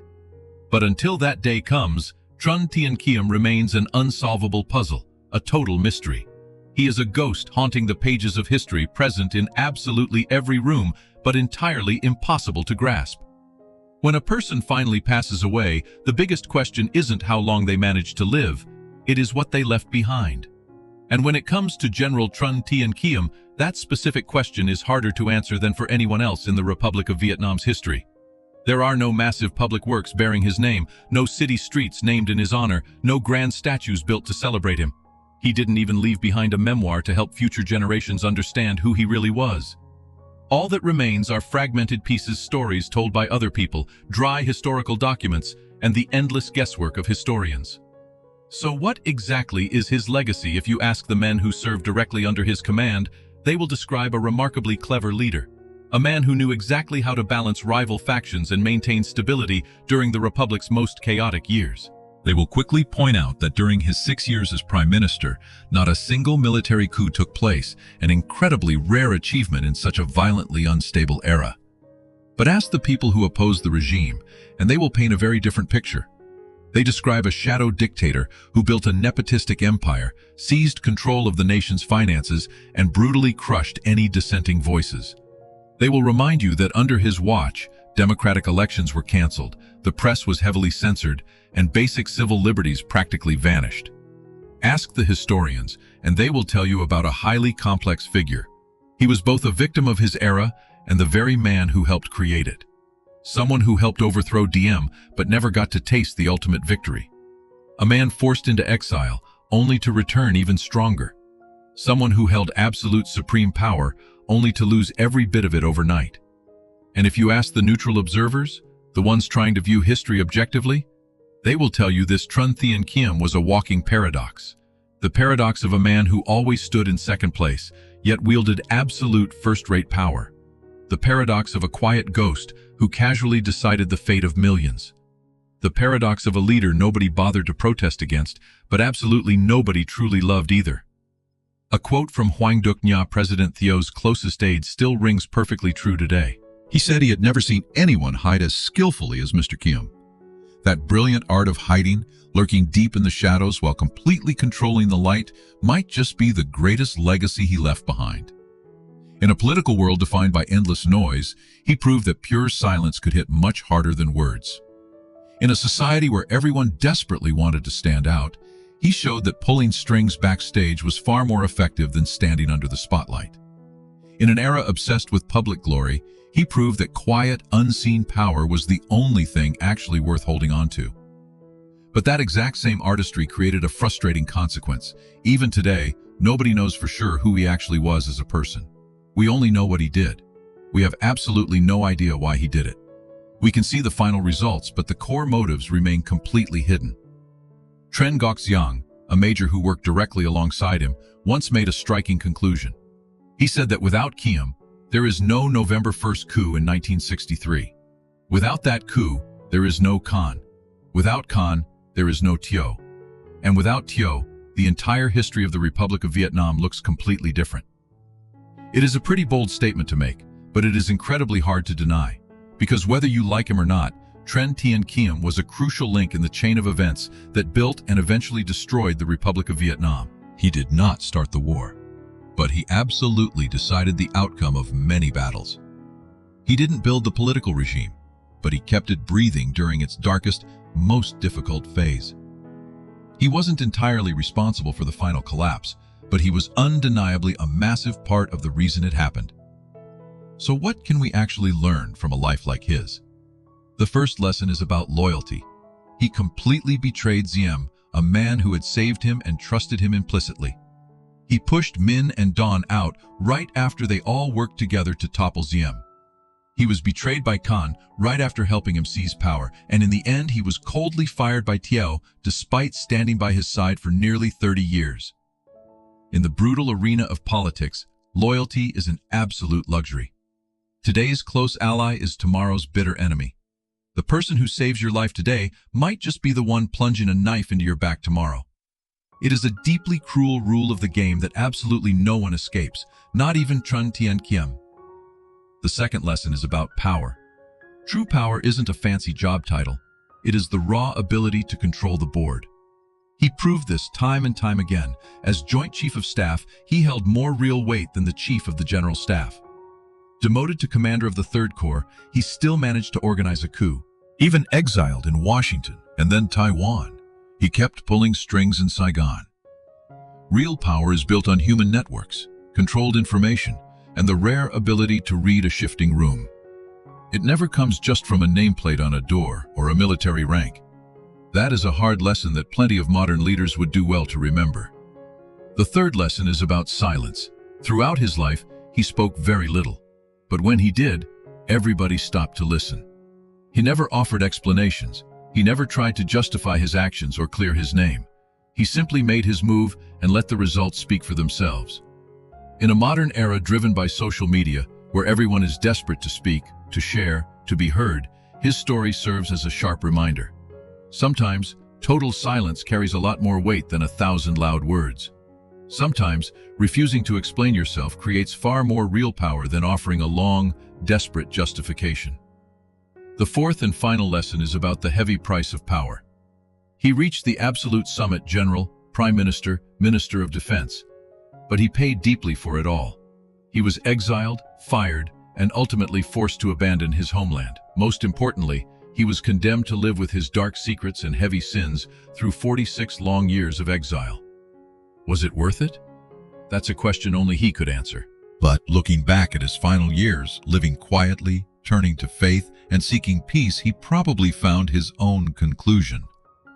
The fifth lesson is about legacy. Many chase power to leave a mark on history. They want to be remembered, their names etched in books. Yet Trần Thiện Khiêm was a paradox. He shaped history, but he wanted no one to remember him. No memoirs, no interviews, no final words. He departed in complete silence, almost as if he wanted to erase every trace of himself. It offers an entirely different perspective on legacy, that sometimes simply being forgotten is its own strange form of immortality. And finally, there is the greatest lesson of all, the sheer complexity of human nature. Trần Thiện Khiêm wasn't an entirely good man, nor was he entirely bad. He was both victim and perpetrator, a hero in the eyes of some, and an absolute traitor to others. He saved Diem from the coup in 1960, yet he was the very one who overthrew Diem in 1963. 1964 saw him help Khan seize power, only to quietly undermine Khan right after. For 6 long years he maintained stability for South Vietnam, yet that same era was completely overrun by fraud and absolute tyranny. History is never just black and white, and neither are people. Trần Thiện Khiêm is the living proof of that. Today, when we look back at his entire life, we can draw so many different conclusions depending on our own perspective. Some people will remember him as a truly brilliant strategist. Others will view him as a symbol of corruption and dictatorship. And some will simply remember him as a phantom in history, always present, yet completely elusive. But no matter what, there is no denying one thing: Trần Thiện Khiêm lived an incredibly dramatic life. From the young man who enlisted at 22, to the general holding supreme power, then down to the exile living in total silence. His life is a mirror reflecting an entire era, an era defined by war, sudden coups, absolute power, and ultimate collapse. And perhaps that's the greatest legacy he left behind. It was never about specific monuments or tangible achievements. It was always a story of a man who lived through the most critical and turbulent chapters of modern Vietnamese history. A story that every single new generation can read, only to walk away with entirely different lessons. For those deeply interested in history, he serves as a fascinating case study in power and political survival. For those focused on morality, his life tests the absolute limits of blind loyalty. For strategy minds, he is a masterclass in the art of quiet evasion. And for anyone who simply wants to understand human nature, he proves just how incredibly complicated we really are. On June 24, 2021, when the news of his death finally began to spread, the reaction from the overseas Vietnamese community was sharply divided. Some people expressed genuine sorrow, others seemed completely indifferent. And a few even continued to aggressively attack the man long after he had already passed away. But all of those reactions, whether fiercely positive or bitterly negative, proved one undeniable fact. Trần Thiện Khiêm still mattered. He was still highly controversial. He still managed to influence the way people thought about history, even when he was no longer walking this earth. And perhaps that's what any leader truly wants, not to be loved or hated, but to be remembered, to be debated, to be pondered. Because as long as people are arguing about you, you're still alive in the collective memory. And that is what real immortality actually looks like. So, as we wrap up this journey through the life of General Trần Thiện Khiêm, the real question isn't whether he was a good or a bad man. The question is, what do we actually learn from his life? We learn that power is a double-edged sword, lifting you to the very top, only to drag you down into the abyss. We see just how rare and fragile political loyalty truly is. We realize that silence is sometimes much louder than words, and ultimately, human beings are far more complex than the simple labels of good or bad we so often pin on them. Most importantly, we learn that history is never just a simple fairy tale of perfect heroes or absolute villains. It's always a story about real people with their own strengths and deep flaws, making right and wrong choices and facing their own massive triumphs and bitter failures. Trần Thiện Khiêm was one of those people, and his story, even with so many details still shrouded in mystery, is still worth retelling, worth pondering, and definitely worth learning from. Because in the end, history isn't just about the past. It's a mirror reflecting our present and illuminating our future. The mistakes of the previous generation serve as lessons for the next. The triumphs of those who came before become the fuel for those who follow. And no matter how you choose to judge Trần Thiện Khiêm, whether as a hero or a traitor, a brilliant leader or a symbol of pure corruption, one thing is completely undeniable. He left a lasting mark on history, a vague, highly controversial mark, perhaps, but one that can simply never be erased. And maybe that's just the fate of those who stand in the shadows while controlling the light. They are never fully understood, but they are never truly forgotten either. Thank you for following along on this fascinating biographical journey, a journey through the life of one of the most mysterious and controversial figures in the history of South Vietnam. He's a man we still don't fully understand, even today. It's a story that manages to reveal entirely new angles every single time it's told. History is never just a simple set of stories. And people, especially those holding immense power, are always far more complex than we might think. Trần Thiện Khiêm is the living proof of exactly that.